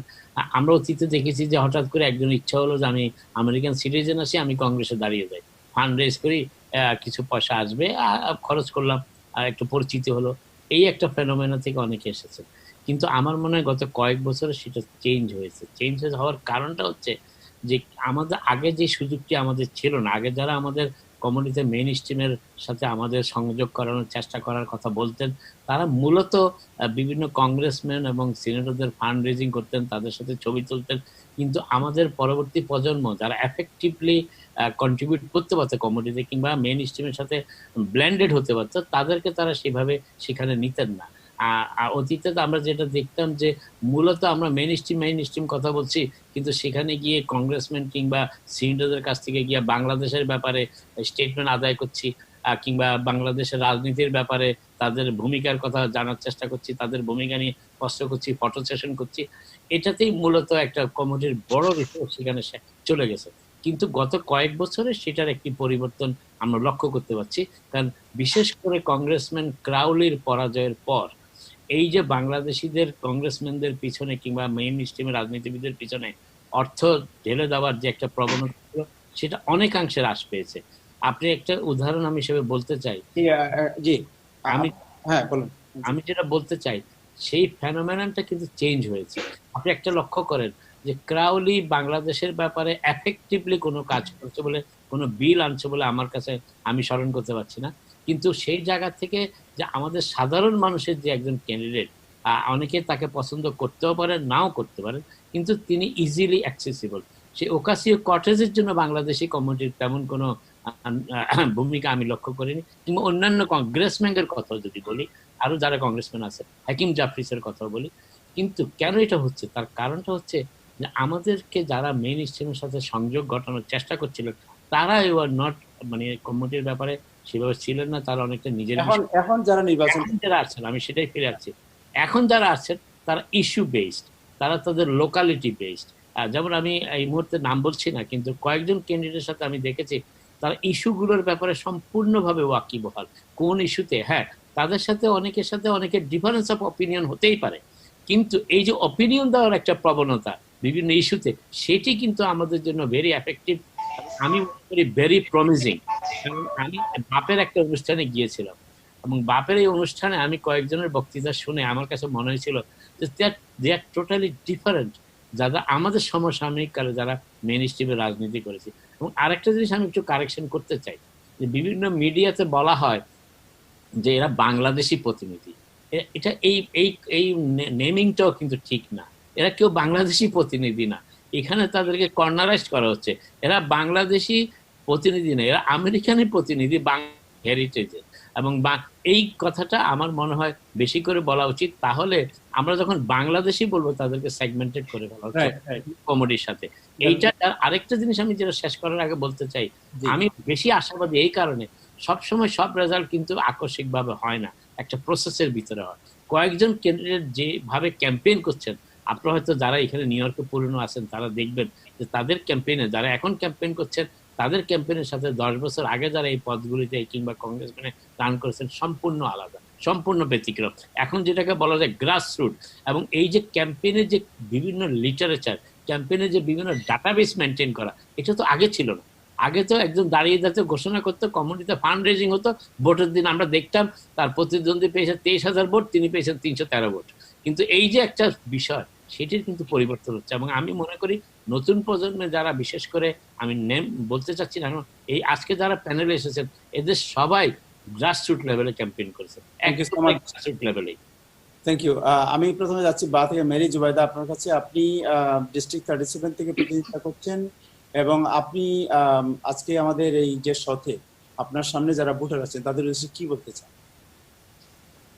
আমি বলবো যে এই মুহূর্তে অনেক সম্ভাবনার পাশাপাশি আমাদের কিছু চ্যালেঞ্জও এই মুহূর্তে আমরা মোকাবেলা করছি। যেমন কোভিড-19 এর কারণে অনেকে সেন্টারে যে ভোট দিতে বিব্রত বোধ করবেন, আবার অনেকে অনলাইনে কিভাবে ভোটার ব্যালট অ্যাক্সেস করতে হয় সেই বিষয়ে জানেন না। আবার অনেকে ভাবেন যে মেইলটা করা হয়েছে, সমস্ত ভোটারগণ একটি করে চিঠি পেয়েছে, সেই চিঠিটি হচ্ছে কিভাবে অ্যাবসেন্টি ব্যালটের জন্য আবেদন করতে হবে, সেটা আবেদন ফর্ম। কিন্তু অনেকে আবার ভাবতেছেন যে এই চিঠিটাই তাদের ব্যালট, এবং এটা যখন তারা ছেড়ে দিচ্ছে তারা মোটামুটি বসেই ধরে নিয়েছে তাদের ভোট দেওয়া হয়ে গেছে, যদিও কোনো মানুষের নাম ওখানে নেই এবং কোনো মানুষের নামে তারা কোনো রকম ভোট দিতে পারেনি। তো এই যে কনফিউশন আমাদের কমিউনিটিতে, বিশেষ করে যেসব কমিউনিটিতে ল্যাঙ্গুয়েজ ব্যারিয়ার আছে, ইংরেজি ভাষায় অতটা পারদর্শী নয়, সেই সব কমিউনিটিগুলি অত্যন্ত সাফার করতেছে এই বিষয়ে। তো আমাদের এই মুহূর্তে বাংলাদেশি কমিউনিটির কাছে আমাদের এটা দাবি যে আপনারা যারা ইংরেজি একটু ভালো বুঝেন, আপনারা যারা পলিটিক্স সম্পর্কে বুঝেন, আপনারা নিজেরা মেক শিওর করবেন যে আপনারা অনলাইনে হোক বা যেভাবেই হোক অ্যাবসেন্টি ব্যালটের জন্য আবেদন করেছেন, যদি আপনারা সশরীরে ভোট না দিতে চান। আর একই সাথে আপনারা পরস্পরকে উদ্বুদ্ধ করবেন, বন্ধু বান্ধব, ভাই বোন, পরিবারের অন্যান্য আত্মীয় স্বজন, পাড়া মহল্লার পরিচিত মানুষ, সবাইকে বলবেন আপনারা যদি জ্যামাইকাতে থাকেন, জ্যাকসন হাইটসে থাকেন, আমার ডিস্ট্রিক্টে থাকেন, সেটা হচ্ছে স্টোরিয়া, লংআইল্যান্ড সিটি, উডসাইড, সানিসাইড, মাসবাত, রিজউড, এসব এরিয়াতে থাকেন, আপনারা পরস্পরকে উৎসাহিত করবেন। এবং একটা জিনিস বুঝবেন যে দুটো জিনিসই সবচেয়ে বেশি ক্ষমতা, একটা হচ্ছে ভোট আর একটা হচ্ছে টাকা। বাংলাদেশি কমিউনিটি হয়তো প্রচুর টাকা নেই, কিন্তু তাদের ভোটের শক্তিটা আছে। যেই কমিউনিটি ভোট দেয় তাদের কথাই কিন্তু ইলেক্টেড অফিসিয়ালরা শোনে, তাদের কথা মতোই তারা কাজ করে। যদি আপনাদের মনে হয় যে এই আমেরিকার পলিটিক্স আপনারা নিয়ন্ত্রণ করবেন, তাহলে অবশ্যই আপনাদেরকে ভোট দিয়ে প্রমাণ করতে হবে যে আপনারা এটা চাচ্ছেন। পাশাপাশি অনেক আগে থেকে আমরা অনেক সময় শুনছি যে আমাদের কমিউনিটির ইলেক্টেড অফিসিয়াল নেই, কাউন্সিল পারসন নেই, অ্যাসেম্বলি পারসন নেই, কংগ্রেসম্যান নেই। এখন কিন্তু এই অপশনটা আপনাদের সামনে আসে। আমরা কিন্তু এই অনেকজনই এই বছর জুন 23 এর প্রার্থী এই মুহূর্তে। এখন এটা কিন্তু বলতে এখন আপনাদের কোর্টে, এখন আমরা আপনাদেরকে ধরতে পারবো যে আপনারা কতটুকু সিরিয়াসের সাথে, কতটুকু সঠিকভাবে বা আন্তরিকভাবে এই কথাগুলো বলতেন আগে যখন বলতেন। যে আমাদের ক্যাম্পেইনে এই মুহূর্তে আমরা আমাদের শত শত টেক্সট ব্যাংকার আছে, ভলান্টিয়ার, যারা প্রতিদিন সহস্রাধিক করে হাজারে হাজারে টেক্সট ব্যাংকারে গত এক সপ্তাহে, ইনফ্যাক্ট এক সপ্তাহ না, গত 4 দিনে আমাদের কয়েক শত ভলান্টিয়াররা 17,000 টেক্সট ছেড়েছে আমাদের ভোটারদের কাছে। সেখানে শত শত টেক্সট আমাদের ভলান্টিয়াররা আবার রিপ্লাইও করেছে। আমাদের অনলাইনের জ্যামিং দেখে আমরা বুঝতে পারি যে কতটা মানুষ এখন এই ইলেকশন ব্যাপারে আগ্রহী। একই সাথে আমি মনে করি যে যারা এখানে অন্যান্য প্রার্থীরা আছেন তাদেরও হয়তো একই অবস্থা। আবার আমাদের এর পরেও শুধু টেক্সট ব্যাংক করলেই হবে না, অনেক সব মানুষ মন দিয়ে টেক্সট পড়ে না, কেউ অনেক সময় রিসিভও করেন। এক্ষেত্রে আমাদের আরো কয়েক ডজন আমাদের ভলান্টিয়ার আছে যারা ফোন ব্যাংকিং করে।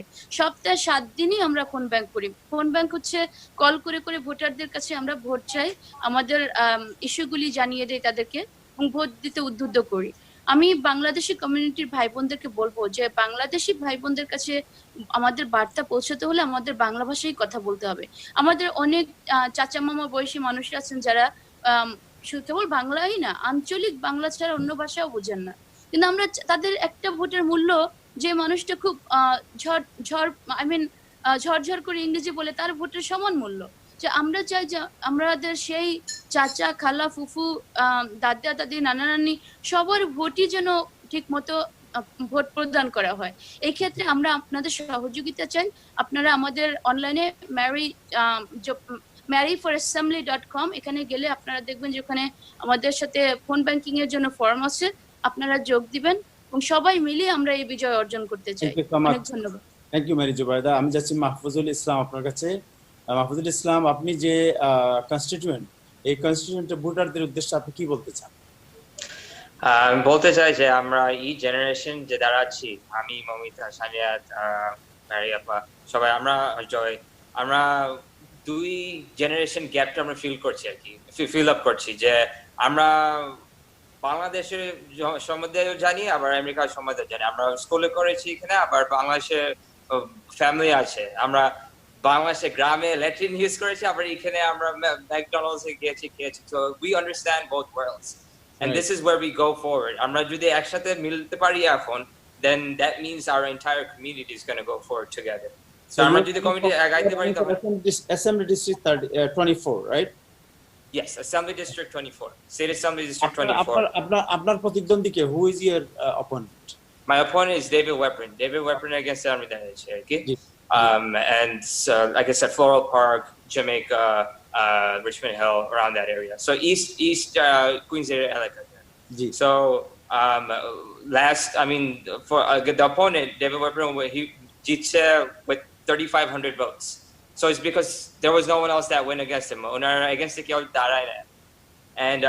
and he's been here. Uni 10 বছর ছিল এর আগে ওর ভাই Mark Weprin, এর আগে ওর পিতা Saul Weprin. So 60 years এখানে আছে।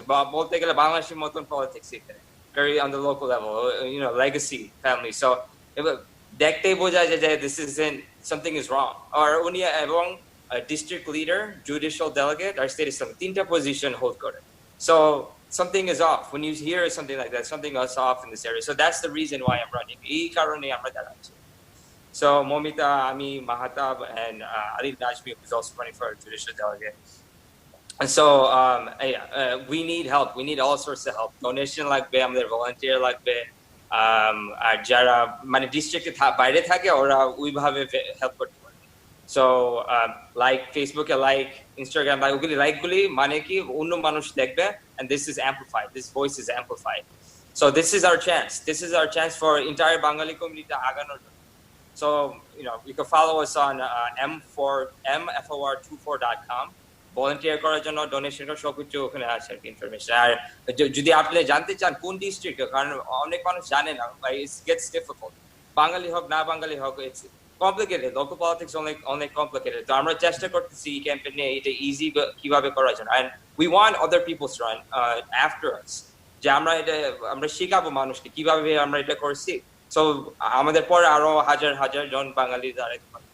So on our website, you could put in আপনারা যদি অ্যাড্রেস দেন, অ্যাড্রেস দিয়ে দেখতে পারবেন কোন ডিস্ট্রিক্ট আপনারা পড়েন। Then you could see whether or not I come on your ballot, Joy comes on your ballot, China ডিস্ট্রিক্টের উপরে আপনারা জানতে পারবেন কে ব্যালটে ফিল করতে পারবেন। Thank you. শাহান চৌধুরী, আপনি তো রান করছেন কংগ্রেসে, আপনার ডিস্ট্রিক্ট হচ্ছে district new York district 5, Congressional district 5। আপনি কি বলবেন আপনার ডিস্ট্রিক্টের বা যারা বাঙালি কমিউনিটি যারা ওয়াচ করছে আজকের অনুষ্ঠান? Yeah, I just want to say that everything that our freedom fighters have fought for is coming to fruition, and everything they ever fought for is becoming accomplished. Our time is now, and we are now. This is it.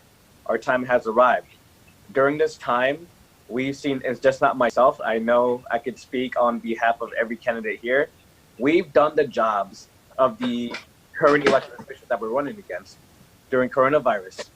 We went out of our way to help our people, our communities, by making sure that they were okay, that they had housing, make sure that they had food on the table to eat. And during Ramadan, we went even the extra mile. So we are a reflection of the representation that we want to bring, because we are a reflection of the struggles that our people face during this time. So now more than ever, we need to stand in solidarity, stand together, and we could win this. The chances are there. It's looking really, really good, and we're really excited about what's going to happen on June 23rd. So, please fill out your absentee ballot. You still have until the 16th of June. And then after that, please just try to go out there and vote. Try to do it safely. Every vote's going to count. And if you want more information about our campaign, you can go to www.shan2020.com. You can make a contribution. You could find ways to help make phone calls. We are looking to do Bengali phone banks to reach out to every voter in the district and Bengali voter in the district. And, I'm just really excited and really proud of everything that we've accomplished. So I'm happy and proud of everyone over here. And who is your opponent, Shaniat? My opponent is Gregory Meeks. He's been here for the last 22 years. And 22 years as a congressman. 22 years as a congressman, but we had to look at the last 20 years, what has he done for the district overall? And I think now we need working class representation, not the representation for groups like Amazon and the billionaires. We don't need that. We need representation of our communities, and those communities are the values that we're trying to strive for: empathy, leadership, and love, and just community building. Thank you so much, Moumita Ahmed. Momita Ahmed, আপনি তো district leader পদে প্রতিদ্বন্দ্বিতা করছেন এবং আমি জানি যে আপনার ইউ আর অ্যাক্টিভিস্ট, বার্নি স্যান্ডার ক্যাম্পেইনের সাথে আপনি involve, and compared to others might be you're younger, but your organizing capacity is amazing. So আপনার ক্যান্ডিডেসি এবং দ্য ডিস্ট্রিক্ট এ সম্পর্কে কিছু বলবেন? হ্যাঁ, তো আমি রান করতেছি ডিস্ট্রিক্ট লিডারের জন্য, কারণ আমি চাই যে আমাদের কমিউনিটি থেকে মানুষ রান করুক। আর খালি যারা বাংলাদেশি হেরিটেজ আমার মতো না, বাট আপনারা যারা আঙ্কেল, আন্টি, বোন, ভাই, বাবা, মা, সবার কিন্তু একটা প্লেস আছে আমাদের ডেমোক্রেসিতে। এন্ড এটা খালি আমাদের কমিউনিটির জন্য আমি এটা বুঝাইতে চাই না, আমি সব কমিউনিটির মানুষকে এই জিনিসটা বুঝাইতে চাই। আমার স্ট্রেংথ আর আমার focus has always been voter rights and election and democracy. I was the campaign lead for ranked choice voting. আমি elected now, but আমি legislation pass করাইছি, and it's ranked choice voting, যেটা যেভাবে how you vote I've changed the way we vote, and it's historic. আর এটা আমি আমার মাথায় এটা জন্য কাজ করছি, because আমি দেখছি যে আমাদের কমিউনিটি অনেক disunity আছে, like অনেক মানুষ রান করে against each other, অনেক like there's a lot of infighting, right? আর এটা আমি চাই না, যখন আমাদের community now more than ever need to be united. So আমি দেখছি যে ranked choice voting is a great way for our communities to run, but also not, go after each other, because under ranked choice voting, you can like multiple candidates, and it forces the candidates to work together and work with one another.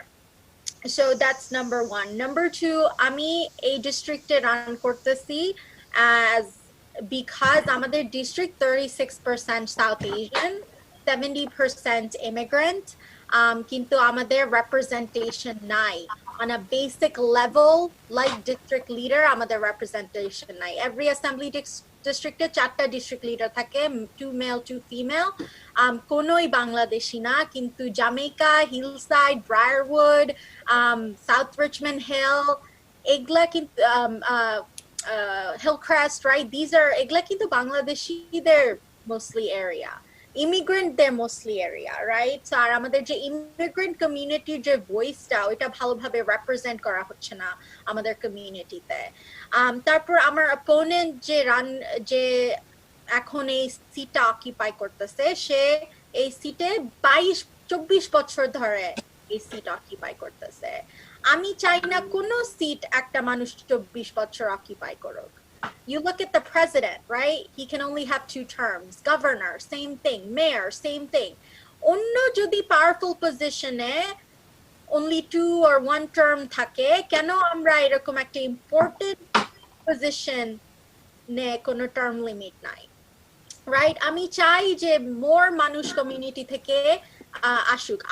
আমি চাই না সারা জীবন district leader থাকতে, আমি চাই যে আমার পরে আরেকজন আসুক, তারপরে আরেকজন আসুক।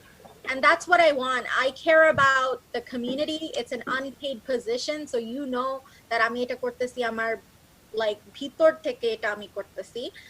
অলসো আরেকটা জিনিস, আমি অনেক রেসিজম ফেস করতেছি রান করছি দেখে, রাইট? আমার অ্যাসেম্বলি মেম্বার থ্যাংক ইউ বলার কথা যে ফাইনালি তোমাদের কমিউনিটি থেকে একটা capable, strong, proud Bangladeshi women run করতেছে with good values. But instead, আমি কোনো support পাচ্ছি না আমার elected officials দের কাছ থেকে, even though I accomplished so much. So আমি যদি এত accomplished হয়ে বাংলাদেশি হয়ে যদি ওদের support না পাই, তাহলে কে পাবে? তার মানে আমাদেরকে কেউ দিবে না, রাইট?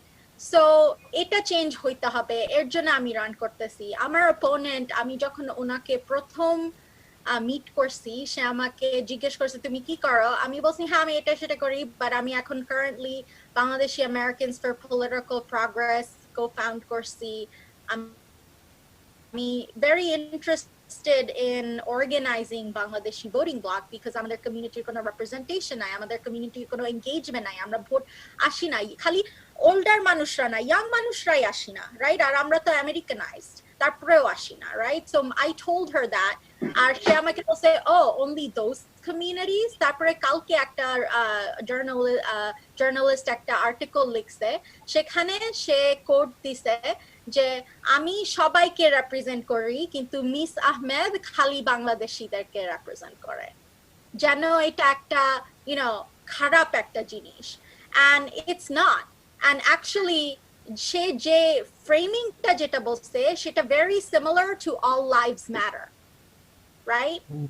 Because এখন যারা আমাদের black brothers and sisters রা যারা এখন বলতেছে black lives matter, ওরা কিন্তু বলতেছে না যে খালি আমাদের black life matter, ওরা বলতেছে কারণ black life একদমই ম্যাটার করে না দেখে ওরা বলতেছে যে সব লাইফ ম্যাটার করবে যখন আমাদের লাইফও ম্যাটার করবে, রাইট?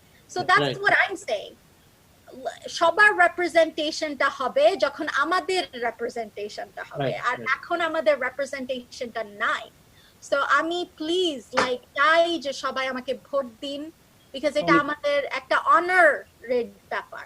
আমরা বাঙালি দেখাবো যে না, আমাদের মানুষকে যদি যেভাবে করে কথা বলবে তাদেরকে দেখাবো যে আমরা কি। We're a proud community. We've won a war, right? We're freedom fighters. আমাদের ভোট দেওয়া, it should be simple. So আপনি যদি ভোট দিতে চান, go to www.votemomita.com. Thank you, Moumita. জয় চৌধুরী আপনার কাছে যাচ্ছি। জয় চৌধুরী, আপনি আছেন তো এখানে, রাইট? জি জি জি। সো আপনি আপনার ডিস্ট্রিক্ট এবং আপনার ক্যান্ডিডেট সম্পর্কে আপনার ভিউয়ারদের বলবেন। আমার ডিস্ট্রিক্টটা হচ্ছে Jackson Height, Woodside, East Elmhurst, Corona. হয়তো আমার একটু সৌভাগ্য যে আমার মাহফুজের মতো, যেখানে হচ্ছে আমার এই ডিস্ট্রিক্টে প্রায় 30% আমাদের দক্ষিণ এশিয়ান থাকে, মেজরিটি হচ্ছে বাংলাদেশি। এবং আমরা অতীতে দেখছি যে বাংলাদেশি ক্যান্ডিডেট দাঁড়ালে যদি আমরা যথেষ্ট পরিমাণ ক্যাম্পেইন করতে পারি, তাহলে আমাদের কমিউনিটি যে ভোটারদের ভোটাররা অনেক বেশি ভোট দিতে আগ্রহী হয়। তো সেই জায়গা থেকে আমি মনে করি প্রথম দিক থেকে এটা আমার একটা বেস আছে। সেকেন্ড হচ্ছে আমি একমাত্র ইমিগ্রেন্ট, আমার এই ডিস্ট্রিক্টে 64% হচ্ছে ফরেন বর্ন, আমি একমাত্র ফরেন বর্ন ক্যান্ডিডেট এখানে। আমার এই ডিস্ট্রিক্টে মেজরিটি হচ্ছে আপনার ওয়ার্কিং ক্লাস, আমি একমাত্র ওয়ার্কিং ক্লাস ক্যান্ডিডেট এই জায়গায়। আর আমার এই ডিস্ট্রিক্টে আপনার সাউথ এশিয়ানদের জন্য, দক্ষিণ এশিয়ানদের জন্য সবচেয়ে বড় একটা সুযোগ যে আমাদের অনেকগুলা ক্যান্ডিডেট দাঁড়াচ্ছে যারা দক্ষিণ এশিয়ানদের বেস আছে, হচ্ছে তারা হচ্ছে নিজেদের বেস আছে। আর যারা দক্ষিণ এশিয়ান ডিস্ট্রিক্ট থেকে দাঁড়াচ্ছে না, তাদের জন্য করতে হবে কি, আমাদের কমিউনিটির যারা অন্যান্য জায়গায় আছে তাকে গিয়ে সাপোর্ট করতে হবে, তাদের জন্য ভলান্টিয়ার করতে হবে, মেরিভাবে করতে হবে। আমাদের মৌমিতা আছে এবং সানিয়াত আছে, যেখানেই আমাদের দক্ষিণ এশিয়ান নেবারহুড নাই, এইখান থেকে আমাদের অন্য জায়গায় আমাদের ভলান্টিয়াররা গিয়ে আমাদের যারা অন্যান্য ক্যান্ডিডেট আছে তাদেরকে সাপোর্ট করতে হবে। তো সে জায়গা থেকে আমি বলবো যে আমাদের সুবর্ণ সুযোগ, প্রত্যেকটা ক্যান্ডিডেট মেরি ভাবি স্ট্রং ক্যান্ডিডেট রান করতেছে, খুবই স্ট্রং।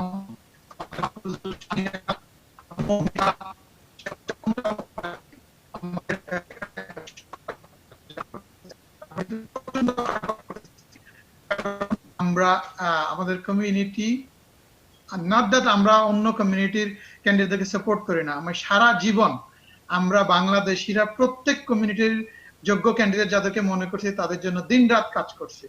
তো সেই রকম সলিডারিটি আমরা মানে এই না যে আমাদের কমিউনিটির যে মেম্বার আছে 500,000 বাংলাদেশি, আমরা চাইলে আমরা যদি স্বতঃস্ফূর্তভাবে আগায় আসি আমাদের সব ক্যান্ডিডেট মানে বিজয় করা একদম সহজ একটা ব্যাপার। আমি মনে করি যে আজকে যারা দেখতেছেন টাইম টিভিকে প্রথমে ধন্যবাদ জানাচ্ছি। আমাদের এখানে যারা কমিউনিটির মহারথীরা আছেন, আমাদের অ্যাটর্নি নাজমুল, আমাদের একজন প্রবীণ বাংলাদেশি কমিউনিটি এবং সম্মানিত বাংলাদেশি কমিউনিটির লিডার ফখরুল আলম, আমাদের প্রবীণ সাংবাদিক নাজমুল ভাই আছেন, এবং যারাই আছেন আমি বলবো আপনাদের জায়গা থেকে আপনারা আলোড়ন তৈরি করুন। আপনারা এক একটা স্তম্ভ হয়ে আমাদের এই বাংলাদেশি ইয়াং জেনারেশন যারা আজকে দাঁড়াইছে তাদের জন্য আপনারা আমাদের কমিউনিটি অর্গানাইজ করুন, আপনাদের তাদেরকে উৎসাহিত করুন বাংলাদেশি কমিউনিটিকে যাতে তারা ভোট দেয়, এবং যারা ভোটার না তারা এসে আমাদের সব ক্যান্ডিডেটকে সাপোর্ট করেন। তো আমি অনুরোধ করব সবাইকে আমাদের সহযোগিতা করার জন্য। 23 তারিখে আপনাদের ভোট হবে এবং 23 তারিখ অ্যাবসেন্টি ব্যালটে ভোট দিতে পারবেন এবং ভোট কেন্দ্রে গিয়েও ভোট দিতে পারবেন, রাইট? জি, আমাদের nycabsentee.com, ওইখানে খুব সহজে 1 মিনিট লাগবে। আপনার নাম, ডেট অফ বার্থ, বড় সবার জন্য কুইন্স, এখানে যারা আছে সবাই কুইন্স থেকে রান করতেছে, বড় কুইন্স সিপ করতে দিবেন, ক্লিক করবেন, সেকেন্ড ইয়াতে যাবেন, ম্যাচ করে দিবে, আপনাকে অ্যালাউ করবে, সেকেন্ড পেজে যাবেন, আপনি বলবেন আপনার রেসিডেন্সিতে যদি বেসিক্যালি আপনার যে অ্যাড্রেসটা ইউজ করছেন ওইখানে যদি থাকেন রেসিডেন্সিতে আপনার ব্যালটটা পাঠানোর জন্য নিচে যাবেন, টেম্পোরারি ইলনেস কোভিড-19 এর জন্য যে অপশনটা আছে ওইখানে ক্লিক করবেন, আমি রোবট না একটা বক্স আছে ওইখানে ক্লিক করবেন, সাবমিট করবেন, সাকসেসফুলি অ্যাপ্লিকেশনটা সাবমিট করে ফেলছেন। এই 1 মিনিটের কাজ করবেন, আপনার বাসায় অ্যাবসেন্টি ব্যালট চলে আসবে। আর এখানে যারা না ক্যান্ডিডেট আছেন আপনারা যদি থার্ডিতে আছে জ্যাকসন হাট উডসাইড ইস্টার মার্কেট করোনা থেকে যারা আছেন 30 নাম্বারে আমার নাম পাবেন, অন্যান্য নাম ক্যান্ডিডেটদের নামটা খুঁজলে আপনারা পাবেন, অবশ্যই ভোট করবেন। আর আমার ওয়েবসাইটে আমাদের কাছে আজকে গতকালকে বাংলা পত্রিকা এবং টাইম টিভিতে যে লিস্ট এসেছে ভোটার মানে ক্যান্ডিডেটদের লিস্ট, সেখানে আপনাদের নাম আমরা দেখেছি, সেখানে আছে বোর্ড অফ ইলেকশন পাঠিয়েছে আমাদের কাছে। আমি মেরি জুবাইদের কাছে জানতে চাই যে আপনার জাস্ট একটা প্রশ্ন, আপনার প্রতিদ্বন্দ্বী কে? আমি ক্যাথি নুলানের বিরুদ্ধে রান করতেছি। ক্যাথি নুলান 1985 সন থেকে একই সিটে বসে আছেন এবং গত 10 বছর ধরে উনি কোনো গণতান্ত্রিক ইলেকশনে মুখোমুখি হননি। এই 10 বছর পরে আমি প্রথম প্রার্থী যে ওনাকে চ্যালেঞ্জ করেছে যে এখন আমাদের ডিস্ট্রিক্টে গণতন্ত্র ফিরিয়ে আনা প্রয়োজন, সুশাসন কি বলে স্বচ্ছ সুশাসন মানব বান্ধব পরিবেশ ফিরিয়ে আনা দরকার। আর আপনার মাধ্যমে আমি দর্শকদেরকে একটা কথা মনে করিয়ে দিতে চাই যে যারা অ্যাবসেন্টি ব্যালটের মাধ্যমে ভোট দিবেন না, সশরীরে ভোট দিবেন। আপনাদের জন্য জানা প্রয়োজন যে জুন মাসের 13 তারিখ থেকে আর্লি ভোটিং শুরু হয়ে যাচ্ছে। যদিও আমরা বলি ইলেকশন হচ্ছে গিয়ে জুন মাসের 23 তারিখ, জুন মাসের 23 তারিখ হচ্ছে শেষ দিন ভোট দেওয়ার, আর তার ভোট দেওয়া শুরু হবে কিন্তু জুন মাসের 13 তারিখ থেকে। আপনারা জেনে নেবেন কোথায় আপনাদের আর্লি ভোট কেন্দ্রগুলি কোথায়, অনলাইনে দেওয়া আছে অলরেডি, আর সেখান থেকে জেনে আপনারা নিরাপদে ভোট দিতে পারবেন। আপনারা জানেন কোভিড-19 এর কারণে সবাই ভিড় এড়িয়ে চলতে চায়, আর্লি ভোটিং এর মাধ্যমে আপনারা ভিড় এড়িয়ে ভোট দিতে পারবেন এবং এটা একদম এই 13 তারিখ থেকে শুরু করতে পারবেন। Thank you so much. আমি জনাব ফখরুল আলম আপনার কাছে যাচ্ছি। জনাব ফখরুল আলম, আপনি তো আমাদের ক্যান্ডিডেট যারা তাদের বক্তব্য শুনলেন, আপনি রায়হানের বক্তব্য শুনলেন এবং আপনি কয়েক যুগ থেকে এই কমিউনিটির অ্যাক্টিভিটিজের সাথে ইনভলভ, আপনি বাংলাদেশ সেক্রেটারি হিসেবে দায়িত্ব পালন করেছেন। আপনার অবজারভেশন এবং কমিউনিটির লিডার এবং হিসাবে আপনি কমিউনিটির কি করণীয় বলে মনে করেন এই নির্বাচনের সামনে? হ্যাঁ তাহের, আমি প্রথমেই টাইম টেলিভিশনকে আন্তরিকভাবে ধন্যবাদ জানাচ্ছি। যথাসময়ে একটা ইস্যু যেটি অত্যন্ত গুরুত্বপূর্ণ এই সময়ের জন্য, আমাদের একটা হিস্ট্রি মেকিং সময়ে যেটা অত্যন্ত গুরুত্বপূর্ণ সেটা নিয়ে এই আলোচনায় আসার জন্য। আর নাজমুল ভাইকে আমি ধন্যবাদ জানাবো, উনি অতীতের কিছু কথা নিয়ে আসছেন, সেগুলা আমাদের একটু আলোচনা করলে পরিষ্কার হয় অনেক কিছুই। আমি সেখানে যাব না, তবে ওনাকে বিস্তারিত তুলে ধরার জন্য আমি ধন্যবাদ জানাচ্ছি। আমার মনে হয় যে বর্তমান ইয়েটা আলোচনা করি আগে, তারপরে এটা আমরা হ্যাঁ, সেটা আমি আর করছি না, সেগুলো আমি করব না। আমি শুধু রেফারেন্স হিসেবে টানলাম এই জন্য। আমি দীর্ঘ 37 বছর এই নিউ ইয়র্ক সিটিতে আছি।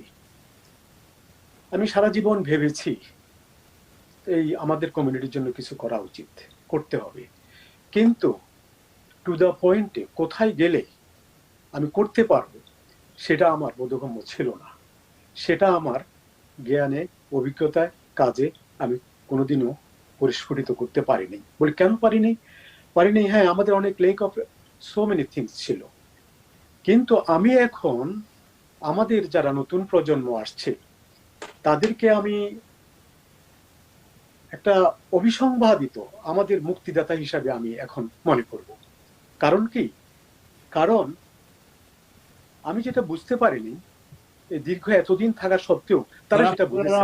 আপনার ভিডিও বোধহয় অফ হয়ে গেছে, আপনার ভিডিওটা আবার অন করুন। আমার কল আসছে সেজন্য। হ্যাঁ জি, আচ্ছা, তো সেটা তারা বুঝতে পেরেছেন। যেমন মৌমিতা, ইয়াং, এনার্জেটিক, সে যেভাবে, আমি একদিন 2 দিন 3 দিন তার সাথে আমার বৈঠক হয়েছে, আমাদের এখানেও আমার বাসায় আসছিল সে একদিন। আমি আলোচনা করে আমি থান্ডার হয়ে গেছি। সে যেগুলো বোঝে আমি মনে হয় আরো 10 বছর পরেও বুঝবো না। আমি আমাদের মেরি জোবাইদার জন্য প্রত্যক্ষভাবে কাজ করছি, আমি কিছু টেলিফোন ক্যাম্পেইন করি। এখন যারা তার সাথে যুক্ত হয়েছেন তারা বাদেও অনেকে বলে হ্যাঁ আমি ওনার কথা তো শুনেছি, উনি অনেক কাজ করেছেন যেগুলো আমরা জানি। হালাল ফুড নিয়ে উনি কাজ করেছেন মুসলিম ডে প্যারেড নিয়ে, উনি ধর্মীয় পোশাক পরে কাজে যাওয়ার জন্য কাজ করেছেন, উনি টাইম ওই যে লিমিট যেটা মৌমিতাও বলল সেটা নিয়ে উনি আন্দোলন করছেন। তখন আমি মনে করি আরে এই সমস্ত পয়েন্ট তো আমি জানিই না, এখনো পর্যন্ত জানি না। তারা তো এই নিয়ে নিউ জেনারেশন, এই ইয়াং জেনারেশন, তারা তো নিয়ে আসছে। সুতরাং এখানে আমার বক্তব্যটা হলো, আমরা তো সবাই যারাই এই কমিউনিটিতে কিছু কাজ করতে চাচ্ছি, আমাদের হৃদয়ে কোনো না কোনো জায়গায় বেদনা আছে, আমরা কাজ করতে রিয়েলি চাই, আমাদের আন্তরিকতা আছে, আমাদের নিজের পয়সা খরচ করে আমাদের অন্যের উপকার করার মনোবাসনা আছে, না হলে আমরা এই সমস্ত কাজে যেতাম না। আমরা যারা non profitable organization, Bangladesh society এবং অন্যান্য সোসাইটি করি, তাদেরকে কেউ বেতন তো দেয় না। আমরা নিজেদের হয়ে নিজেদের মানুষের কাজের জন্য এগিয়ে যাই।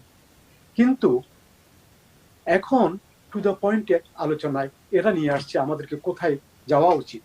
সুতরাং এদেরকে যদি আমরা, যারা নেতৃত্ব দিতে চাই, এই নিউ ইয়র্ক সিটিতে টাইম টেলিভিশনের আপনি দীর্ঘদিন থেকে পরিচালনা করছেন, আপনি জানেন কত শত নেতা আমাদের এখানে আছে। আমি প্রত্যেককে ক্রেডিট দেব, প্রত্যেককে কিছু না কিছু করতে চাই। এখন কার জন্য করবে?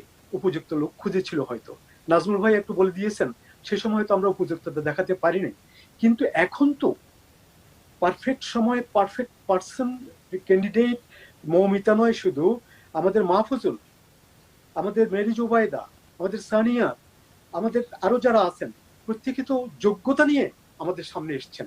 সুতরাং আমরা কেন এখন বসে থাকবো? আমি ট্রেন ধরতে চেষ্টা করব, সেখানে 5 মিনিট আগে গিয়ে ট্রেনটা তুললে আমার অসুবিধাটা কি?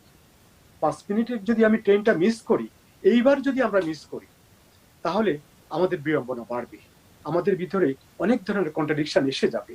এখন অনেকেই আমরা ফ্রি, আমার বিরুদ্ধে যে ক্যান্ডিডেট আছে সে অন্য ভাষাভাষী এবং এই দেশেরই জন্ম, আমি বাংলাদেশেরই জন্মগ্রহণকারী একজন মানুষ, আমার বিরুদ্ধে বাংলাদেশে আরেকজন নাই, এই সুযোগ এখন আছে। আমি সেই জন্য বলবো এই সুযোগটা আমাদের কোনোভাবেই মিস করা উচিত নয়। আমার যে অভিজ্ঞতা হয়েছে মেরি জোবাইদার টেলিফোন ক্যাম্পেইন করতে গিয়ে, আমি দেখেছি আমাদের মানুষ স্বতঃস্ফূর্তভাবে তাকে ভোট দিতে চায়, কিন্তু লেক অফ এখনো অনেক কিছু আছে। তারা হয়তো জানে না ব্যালট পেপারটা যে ভোট দিতে হবে অনলাইনে অথবা আমাদের কেন্দ্রে না গিয়ে সেটা তারা কিভাবে দিবে। সেটাকে যখন আমি ব্যাখ্যা করি, বলে ভাই এটা এত সহজ, আগে তো জানতাম না, আপনি আমাকে টেলিফোন করার কারণে আমি 8 জন ভোটারকে ভোট দিতে পারবো, এবং তারা আমাকে 8 জনের নামও দিয়ে দিলেন, আরেকজন 5 জনের নাম আমি মেরিকে একটু জানিয়েছি।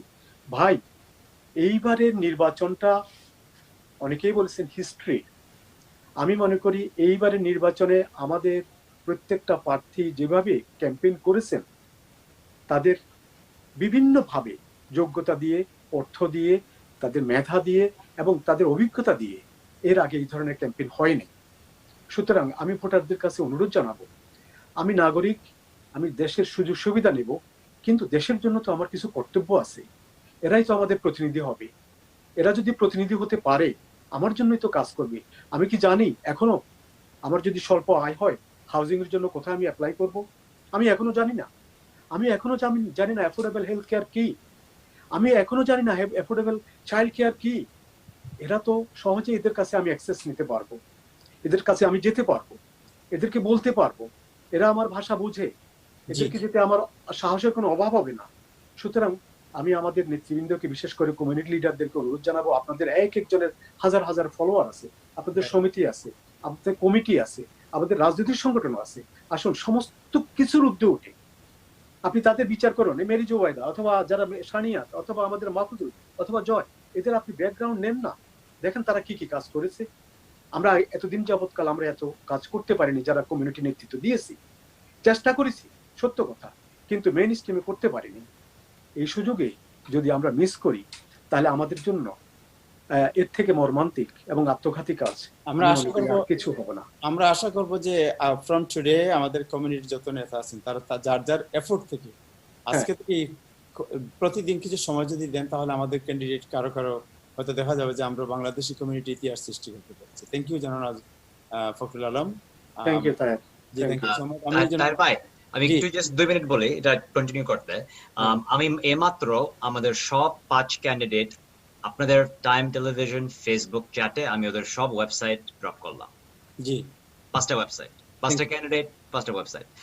তো আমি বলতে চাই যারা আপনারা সবাই এখন দেখতেছেন যে আমাদের খুব অনারেবল ফখরুল আলম যে বলছেন, আপনারা যান joyfornys.com, ওখানে গিয়ে পড়বেন ওর ইস্যু কি আছে। আপনারা যান shaniyat2020.com, আপনারা যান votemomita.com, আপনারা যান mahfuzal424.com। সব ওখানে আপনারা সব পড়তে পারবেন ওদের কি স্ট্যান্স আছে বা না আছে, ওখানে সব আছে। জয় যেটা আগে বলছিল যে অ্যাবসেন্টি ব্যালট, এই অ্যাবসেন্টি ব্যালট অলসো অনলাইনে গিয়ে পেতে পারবেন। এটা nycabsentee.com, nycabsentee.com। এটা হলো আমাদের হিস্টোরি একটা টাইম। আপনারা নিজেদেরকে জিজ্ঞেস করবেন আমি কোন সাইডে থাকতে চাই। আমি কি ওই সাইডে থাকতে চাই যে আমি জয় চৌধুরীর জন্য ভোট দিছি আর সে জিতছে? ওই দিনে আমি কোথায় ছিলাম, রাইট? আমি থাকতে চাই কোন জায়গায় যে যখন আমি মেরি জোবাইদার জন্য ভোট দিছি দেশে জিতছে, রাইট? আমি কোথায় থাকতে চাই যে সানিয়াত চৌধুরীর জন্য আমি ভোট দিছি? এটা কিন্তু আমাদের একটা প্রাইড তাহের ভাই। আমাদের মা বাপ অনেক কষ্ট করে এখানে আসছে, ওরা সিটিজেনশিপ করছে, অনেক কিন্তু আনডকুমেন্টেড ছিল, ওদের কাগজপত্র ছিল না, কিন্তু এখন ওই প্রাইডটা দরকার। এই দেশে কেন আসছে? কষ্ট করতে, টাকা বানাইতে, বাট সিটিজেন হইতে। এখন আপনারা অনেক মানুষ বাসায় আছেন, করোনা ভাইরাসের জন্য চাকরি নাই, হেলথ ইন্স্যুরেন্স নাই, সরকার থেকে টাকা পাচ্ছেন না। এই সময় আপনাদেরকে রিয়েলাইজ করতে হবে যদি আমি ওদের জন্য না কাজ করি আমরা আমাদের নিজের জন্য কিভাবে আমরা ভালো করব?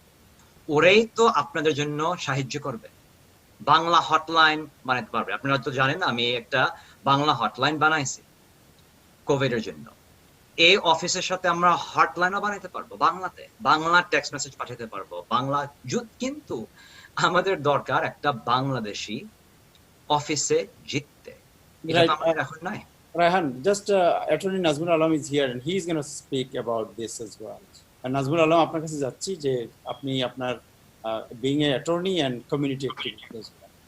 আপনার ধন্যবাদ ভাই, ধন্যবাদ সাথে আজকে যারা উপস্থিত হয়েছেন, স্পেশালি আজকে যে 5 জন ক্যান্ডিডেট আপনারা এসেছেন, এটা আমাদের জন্য অনেক গর্বের ব্যাপার। একটু আগে আমাদের শ্রদ্ধেয় ফখরুল ভাই, ফখরুল আলম, উনি বললেন, ওনাকে আমি বড় ভাইয়ের মতো জানি, উনি আমার ঢাকা ইউনিভার্সিটি থেকেই, ওনার সাথে আমার খুব ভালো সম্পর্ক। শুধু তাই না, আমি ফখরুল ভাইকে এইটুকু বলবো যে কিছুদিন আগে উনি আমাকে বেশ কয়েকবার ফোন করেছিলেন। উনি আমাকে বললেন, উনি আমার বড় ভাই, সেই হিসাবে উনি আমাকে বললেন, নাজমুল তোমার জন্য জাজ শিবের জন্য আমি নমিনেশন প্লেস করতে চাই ডেমোক্রেটিক পার্টিতে, তুমি কি বলো? তো আমি একটু চিন্তা করে পরে ফখরুল ভাইকে এটাই বললাম যে ফখরুল ভাই আমি তো এখনো প্রাইভেট প্র্যাকটিসে আছি, ইমিগ্রেশন নিয়ে প্র্যাকটিস করি, আরো কিছুদিন যাক, তারপরে ইনশাল্লাহ আপনারা আবার সমর্থন দিলে তখন হয়তো আমি আবার চিন্তা করবো। এই ধরনের মানুষ হচ্ছেন আমাদের ফখরুল আলম, সেই জন্য ওনাকে আমি ধন্যবাদ জানাই। এবং ওই রায়হান একটু আগে যেটা বললো ফখরুল ভাইয়ের কথা, যে ফখরুল ভাই অনেকদিন যাবত এই কমিউনিটিতে আছেন, সেই সাথে আমাদের নাজমুল আহসান ভাই উনিও অনেকদিন যাবত এই কমিউনিটিতে আছেন, নিরলস ভাবে ওনাদের জায়গা থেকে ওনারা সবাইকে সাহায্য সহযোগিতা করছেন। এবং যে জিনিসগুলো আগে আমরাও জানতাম না অ্যাজ এ নিউ কামার, নিউ ইমিগ্রেন্ট, সেই জিনিসগুলোতে কিন্তু এখনকার লোকজন কিন্তু সেই মতেই তারা ফেস করতেছে। আজকে 30-35 বছর পরেও আমেরিকাতে নতুন যারা আসতেছে, সে আমরা 30-35 বছর আগে যারা এসেছিলাম আমরা যেভাবে ফেস করছি তারাও সেইভাবে ফেস করতেছে। বাট পার্থক্য যেটা দেখা যাচ্ছে এখানে সেটা হচ্ছে কি, আগে আমাদের মাত্র গুটি কয়েক লোক ছিল যারা আমাদেরকে রাস্তা দেখাতো, এখন আমাদের অনেকেই হয়েছে। সেই ক্ষেত্রে আমি মনে করি যে এই জনপ্রতিনিধিত্বের ক্ষেত্রে স্টেট এবং ফেডারেল লেভেলে আমাদের কিছু লোক দরকার। এই জন্যই দরকার the voice will be hard. আমাদের ভয়েসটা যদি জায়গা মতো যায় তাহলে আপনি দেখবেন যে তারা আমাদের কথা শুনতে বাধ্য। এটা দিয়ে যদি আমি শুরু করি তাহলে আমি একটা জিনিস বলবো যে এতদিন পর্যন্ত এই কুইন্সের ডেমোক্রেটিক পার্টি কিন্তু আপনার এই কুইন্স মেশিন বলে একটা শব্দ আছে, যদি ভালো শোনায় না, এটার কাছে জিম্মি ছিল। বিশেষ করে জোসেফ ক্রাউলির কথা আমি নাম ধরেই বলতেছি, কারণ সে আমার এলাকাতে সে কংগ্রেসম্যান ছিল সানিসাইড এরিয়াতে। দেখা গেছে কি কাজের বেলায় কোনো কাজ নাই, প্রতিবারই ওনার জন্য ভোট দিতে হয়। এইভাবে ভোট দিতে দিতে যখন এওসি আসলো তাকে বিট করলো, এওসি বিট করে কতটা লাভ হয়েছে কতটা ক্ষতি হয়েছে আমি জানি না, তবে আমরা চাচ্ছিলাম যে প্রোগ্রেসিভ ফোরামের কেউ আসুক, কেউ যেন এই রীতিটাকে এই চেইনটাকে যেন ভেঙে দেয়। এইবার আমি আসতেছি আমার সেম এরিয়াতে, আমি যখন দেখলাম যে মেরি জোবাইদা আমাদের মেরি ভাবি রান করতেছে এগেইনস্ট ক্যাথরিন নোলান, উনি 35 বছর যাবত এই এরিয়াতে, এই সানি সাইডে আমি আজকে 30 বছর যাবত থাকি, 30 ইয়ার্স 3 যোগ। এই 30 বছরে আমি কোন রকমের কোনো ডেভেলপমেন্ট কিছু দেখিনি। বছরে বছরে ভোট দিতে গেলে ক্যাথি নোলান একটাই নাম, তারই ভোট দিতে হবে। এইবার যখন মেরি ভাবি আসলো আমি ভাবলাম this is the history making time, we have to make our history, we have to get together and vote for her. এবং আপনি এটা শুনে খুশি হবেন যে আমি অলরেডি অ্যাবসেন্টি ব্যালটের জন্য অর্ডার করেছি আমার ফ্যামিলির সবার জন্য, সবাই আমরা ব্যালট পেয়েছি। এখন চিন্তা করছি কি যে ভোট দেবো না অ্যাবসেন্টি ব্যালটে ভোট দেবো, বাট এনিওয়ে ভোটগুলো আসতেছে। সেই ওয়েতে আমি আপনাদেরকে বলতে চাই আপনারা যারা যেখানে যেভাবেই আছেন এই কুইন্স এরিয়াতে, আমাদের 5 জন ক্যান্ডিডেট, একজনের চেয়ে আরেকজন ভালো ক্যান্ডিডেট, কেউ কারোর চেয়ে কোনো অংশে কম না তাদের স্ব ক্ষেত্রে। কাজী প্লিজ দয়া করে তাদেরকে আপনারা ভোট দেবেন। আমি জানি অনেকেই প্রফেশনাল কারণে আমার সাথে যোগাযোগ করে, যখনই আমার সাথে যোগাযোগ করে আমি তাদেরকে বলি যে ভাই আপনি কোন এলাকায় থাকেন, অথবা বোন আপনি কোন এলাকায় থাকেন, যদি আমেরিকান সিটিজেন যদি ভোটার হন, ডেমোক্রেটিক পার্টিতে যদি আপনার রেজিস্ট্রেশন থাকে, প্লিজ এই ভোটটা আপনার ওই এলাকাতে অমুকে আপনি দিবেন। এইভাবে আমি তাদেরকে ক্যাম্পেইন করি।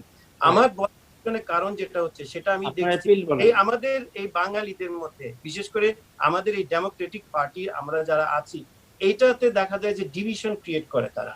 এই ডিভিশনটা নিয়ে আমি সামান্য একটু বলতে চাই। সেটা হচ্ছে কি তারা মনে করে হ্যাঁ ওই ক্যান্ডিডেট দাঁড়াইছে, আগেও তো ক্যান্ডিডেট দাঁড়িয়েছিল, আগের ক্যান্ডিডেট আর এইবারের ক্যান্ডিডেটের মধ্যে অনেক পার্থক্য আছে। এইবারের ক্যান্ডিডেটরা ইস্যু নিয়ে লড়তেছে, এইবারের ক্যান্ডিডেটরা প্রোগ্রেসিভ ফোরামে লড়তেছে, এবারের ক্যান্ডিডেটরা wants to make a change, তারা রিয়েলি একটা চেঞ্জ আনতে চায়। আমার বয়স হয়েছে, আমি এখন আর ইয়াং নেই, কিন্তু যারা ইয়াং যারা আসতেছে আমি তাদেরকে দেখতে চাই যে স্বপ্নটা আমরা পূরণ করতে পারিনি তারা সেটা পূরণ করবে। এন্ড বাই অল মিনস এটা আমাদের দায়িত্ব, এবং আমরা যদি এই দায়িত্ব পালন না করি তাহলে আমরা নিজের সাথে নিজে বেইমানি করব, এবং এই বেইমানিটা আমাদের করা উচিত না। আমি এই জন্যই বলতেছি যে আমাদের কমিউনিটিতে অনেকেই আছেন যাদের অনেক ভোট আছে, তাদের এখন উচিত হবে যে আমাদের এই যে 5 জন ক্যান্ডিডেট আছে সবাইকে যার যার এলাকায় সাপোর্ট করা, শুধু সাপোর্ট করা না, তাদের জন্য অ্যাকচুয়ালি ক্যাম্পেইন করা। আপনারা যদি এই কাজটা না করেন আমি নেহায়েত বলবো এটা আপনি আপনার নিজের জাতির সাথে, আপনি বাঙালির সাথে বেইমানি করতেছেন। এই বেইমানি কোনো মতেই সহ্য করা যাবে না। এই জন্য আমি বলতেছি যে অন্যান্য ক্যান্ডিডেটরা যখন আমাদের এরিয়াতে আসে আমরা ফুলের মালা নিয়ে যাই, পাশাপাশি দাঁড়াই, ছবি উঠাই, পত্রিকাতে ছবি ছাপানোর জন্য তারা উড়ে পড়ে যায় কে কার আগে ছাপাবে, কে এই ছবিগুলো দেশে পাঠাবে, সে কংগ্রেসম্যান চিনে, সে সিনেটর চিনে। বাট আলটিমেটলি হচ্ছেটা কি, আজকের এই দুর্যোগের সময় কে আমাদের পাশে? এই আমাদের বোন, এই আমাদের ভাই, এরাই তো আমাদের পাশে, এরাই তো যাচ্ছে এই কোভিড-19 আমাদের যারা ইমিগ্রেন্ট কমিউনিটির লোক তাদেরকে সাহায্য করতে যাচ্ছে। এদেরকে আপনি যদি ভোট না দেন আপনি নিজের সাথে নিজে বেইমানি করবেন।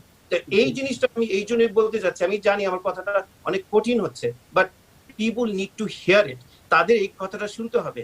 একটু আগে ফখরুল আলম ভাই বললেন যেটা, যে এটা আমাদের জন্য একটা মোক্ষম সুযোগ। এই সুযোগটা যদি আমরা অবহেলায়, আমরা যদি নিজেদের গাফিলতিতে আমরা যদি এইটা যদি নিতে না পারি, একটা দুঃখের কি আছে? সেইখানে আমি যদি বলি যে আপনারা বেরোবেন, আপনারা ভোট দিতে যাবেন, যদি ভোট দিতে যেতে না পারেন অথবা স্বাস্থ্যগত কোনো সমস্যা থাকে, অবভিয়াসলি আমাদের রায়হান তো সবসময় বলছে আপনারা অ্যাবসেন্টি ব্যালট নেন, সেটা মেল করে দেন, প্রবলেম সলভ, আমাদের ক্যান্ডিডেট জিতে যাবে। আর সবচেয়ে মূল্যবান জিনিস যেটা, এটা অনেকেরই মধ্যে আছে, এটা সবাই কথা বলতেছে, আমি জিনিসটা আরেকটু ভেঙে দিচ্ছি। সেটা হচ্ছে যে 23 তারিখের এই ইলেকশনটা আমাদের জন্য সবচেয়ে বেশি জরুরি। এইটা ইভেন নভেম্বরের ইলেকশনের চেয়ে আমি মনে করি বেশি জরুরি। কারণটা কি আমি বলতেছি, এই নিউ ইয়র্ক এন্টায়ার সিটিটাই কিন্তু ডেমোক্রেটিক পার্টি, মানে মোটামুটি তারা ভোট পায় জেনারেল ইলেকশনে তখন আর ভোট চাওয়ার জন্য অত না করলেও হয়, তারা পার্টি লাইনে ভোট দেয়। কিন্তু ডেমোক্রেটিক পার্টি থেকে নমিনেশন পাওয়ার জন্য এই যে প্রাইমারিটা হচ্ছে, this is the most important thing. এই মুহূর্তে যদি আমরা আমাদের এই 5 জন ক্যান্ডিডেটকে যদি উইনার করতে পারি, তাহলে ইনশাল্লাহ ইনারা নভেম্বরে উইন করবেন, তখন আমাদের প্রতিনিধিত্ব থাকবে। এবং সেই সাথে আমি আপনাদের সবাইকে বলতে চাই যে যারা যারা এখন পর্যন্ত ব্যালট সংগ্রহ করেননি, দয়া করে সংগ্রহ করবেন। কোনো কারণে যদি ব্যালট সংগ্রহ করতে আপনাদের দেরি হয় অথবা ব্যালট যদি না পৌঁছায়, সর্বশেষ একটু কষ্ট করে হলেও ওই মেরি ভাবি একটু আগে যেটা বললেন, 13 তারিখের থেকে শুরু হচ্ছে, 23 তারিখ পর্যন্ত চলবে। এই 10 দিনের মধ্যে একটু জেনে নেবেন কোথায় ভোট হচ্ছে, যে অন্তত ভোটটা দিবেন। যে এলাকায় আছেন প্লিজ আপনার ভোটটা দিবেন। থ্যাংক ইউ জনাব Nazmul Alam, thank you so much. আমার মনে হয় যে আমাদের সময় অলরেডি এক্সিড করে ফেলছে। আমি নাজমুল ভাই, আপনার কাছে কি লেটেস্ট কোনো আপডেট আছে আপনার? না, আজকে আর তেমন কোনো আপডেট নাই। কোনো আপডেট নেই। Raihan Faruk, you want say single like 30 second appeal? অবশ্যই 30 সেকেন্ড। আপনারা জানেন যে এই ইলেকশনে ভোট করতে হবে। এখন আমাদের জয় চৌধুরী আছে স্টিল লাইনে, মাহফুজুল ইসলাম, আমি দুইজনকে জানি। ওরা খুব অনেস্ট ক্যান্ডিডেট, আপনাদের কথা শুনবে, ওদেরকে আপনি ফোন দিতে পারবেন, ট্যাক্স পাঠাতে পারবেন। ওদের ডোনেশনও দরকার। আমাদের শানিয়াত ভাই আসলো, একটু মেবি টায়ার্ড, একটু ফোন কল বানাইলো, ট্যাক্স পাঠাইলো। তো এটাই, ওরাই কিন্তু আসলে আপনাদের জন্যই কাজ করতেছে। ওরা কিন্তু ফেমাস হতে চায় না, ওরা অনলি ফেমাস হতে চায় যে ওরা একটু হিস্ট্রি আপনাদের জন্য বানাতে চায়। তো আমাদের আসলে আপনাদেরকে দরকার। আমরা এখানে মাত্র 5 জন 6 জন, বাট বাসায় সবাই বসে আছেন আপনারা, অ্যাটলিস্ট 10,000, 50,000, 100,000। তো জয়েন করেন আমাদেরকে। Thank you so much. Fakhrul Alam, 30 সেকেন্ডে কিছু বলবেন? আমরা একটি কথা বলবো শুধু, আমি প্রিয় নিউ ইয়র্কবাসী, তাদের কাছে একটা অনুরোধ জানাবো, ভাই এবং বোনেরা, আমি আপনাদের পাশে বিভিন্নভাবে ছিলাম, আপনারা আমাকে জানেন। টেক মাই ওয়ার্ড, যারা দাঁড়িয়েছে আমি তাদের সাথে মিশেছি পার্সোনালি, তাদের সাথে আমি কথা বলেছি, তাদের সাথে আমি মিটিং করেছি, তাদের অভিজ্ঞতা আমি নিজেও এক্সারসাইজ করেছি বিভিন্ন জায়গায়। They are brilliant, believe me. In our politics, in the New York politics, not in the New York politics, in the American politics, they are brilliant. They knows what to do. তারা জানে কি করতে হবে আমাদের জন্য। আমাকে বিশ্বাস করেন, এইবারে তাদেরকে মৌমিতা নয় শুধু, আমি মেরি জোবাইদার কথা শুনলে বিভিন্ন মিটিংয়ে যখন আমি যাই, আমি তখন তার কথা শুনি, আমি থান্ডার হয়ে যাই। কবে আসলো, কিভাবে শিখলো, কেমনে এত কথা জানে এই দেশের রাজনীতি সম্পর্কে। আমি মাহফুজুলের বাসায় গিয়ে মিটিং করেছি, আমি দেখেছি সেখানে তার সমর্থন। আমি সানিয়াতের সাথে মিটিং করেছি, জয়ের সাথে আমি মিটিং করেছি। আমি মনে করি এরা যোগ্য প্রার্থী। আপনারা এই যোগ্যতাকে বিচার করে একবার অন্তত নিজেদেরকে টেস্ট করেন ভোট দিয়ে। এইবারে যদি আমরা তাদেরকে জিতে আনতে পারি, এটা হিস্ট্রি হবে, আপনি পার্ট অফ দ্য হিস্ট্রি। এইটুকু মনে রেখে আমি অনুরোধ জানাবো, আমার অনুরোধটা আপনারা রাখবেন। আমি সমস্ত দেশবাসী ভাই বোনদেরকে দল মত নির্বিশেষে, সেই দিন অনলাইনে দিতে পারেন নাই, ব্যালটও পাঠাতে পারেন নাই, কোভিড-19 এখন অনেক স্থিমিত হয়ে আসছে, আপনারা কেন্দ্রে যাবেন। আপনারা, আমি মনে করি সেখানে আপনারা সবচেয়ে সহজ মনে করেন, কেন্দ্রে যাবেন, কেন্দ্রে গিয়ে তাদেরকে ভোটটা দিবেন এবং জয়যুক্ত করবেন। এতে করে আপনার অনুশোচনার পাঠটা কমে যাবে।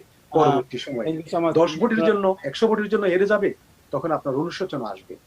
আপনি অনুশোচনা থেকে নিজকে মুক্ত রাখুন, ভোটটা দেন, হিস্ট্রিতে পাঠ, নিজেও পাঠ হন এবং একটা হিস্ট্রি তৈরি করুন। আপনাকে এবং আপনাদেরকে অশেষ ধন্যবাদ আমার কথা শোনার জন্য। Thank you so much.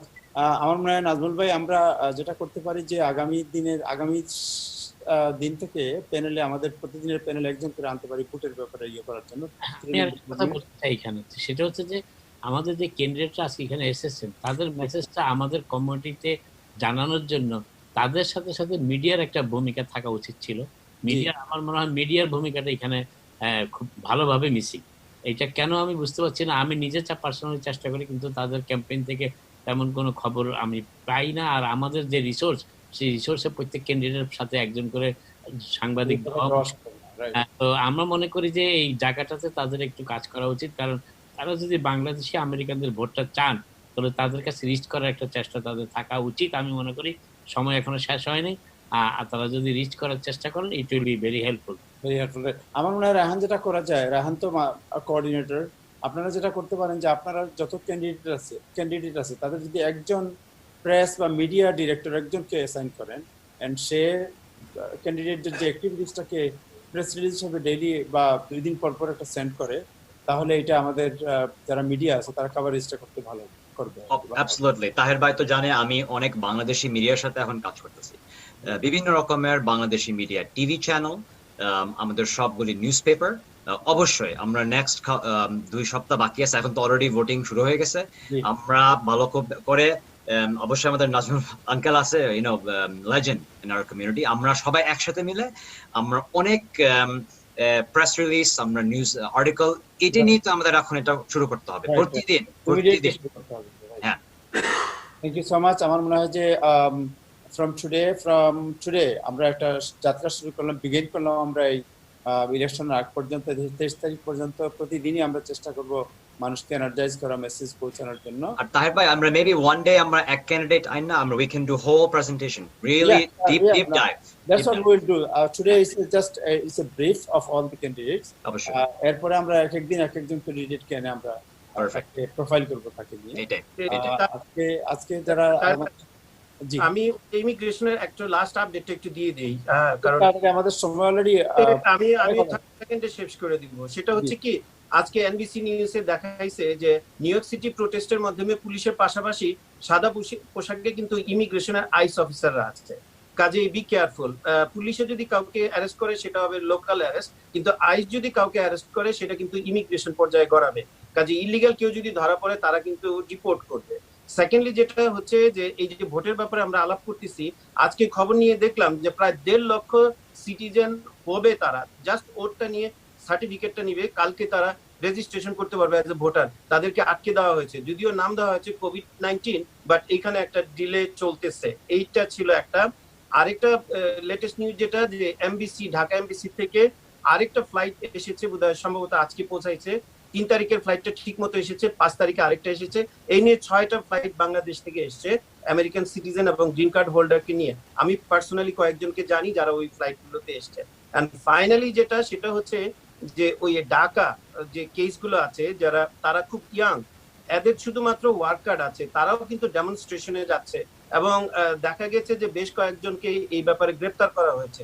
যদি এই জিনিসটা হয় তাহলে কিন্তু তাদের ঢাকা কেসটা কিন্তু ক্যান্সেল হয়ে যাবে। তো এই জন্য আমি ইমিগ্রেন্ট কমিউনিটিতে আমাদের ইয়াং ছেলেপেলে যারা আছে তাদেরকে বলবো যে আপনারা শান্তিপূর্ণভাবে প্রোটেস্ট করেন, কিন্তু বাই অল মিনস এই ইমিগ্রেশনের সাদা পোশাকধারী অফিসার এবং পুলিশদেরকে আপনারা একটু অ্যাভয়েড করার চেষ্টা করবেন।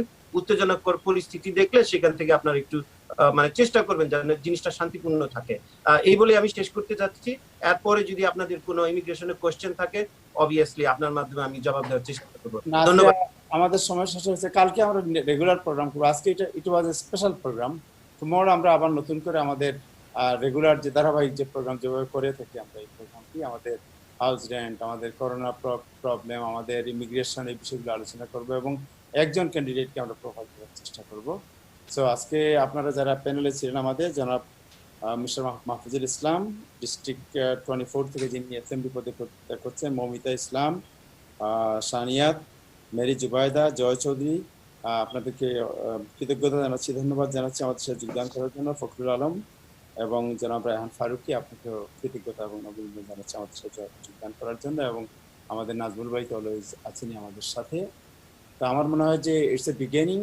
ইলেকশন তো 23 তারিখ, আমাদের 23 তারিখের আগ পর্যন্ত আমরা খুব ক্লোজলি ওয়ার্ক করব যাতে আমাদের কমিউনিটির সবাই ইলেকশনে পার্টিসিপেট করে থাকেন। দর্শক, আজকে এ পর্যন্তই। আগামীকাল আবার দেখা হবে রাত 9টায়, এবং কালকে আমরা আলোচনা করব আমাদের রেগুলার যে প্রত্যেক যে গুরুত্বপূর্ণ যে বিষয়গুলো আছে বিষয়গুলো নিয়ে আলোচনা করবো। আপনারা সবাই ভালো থাকবেন।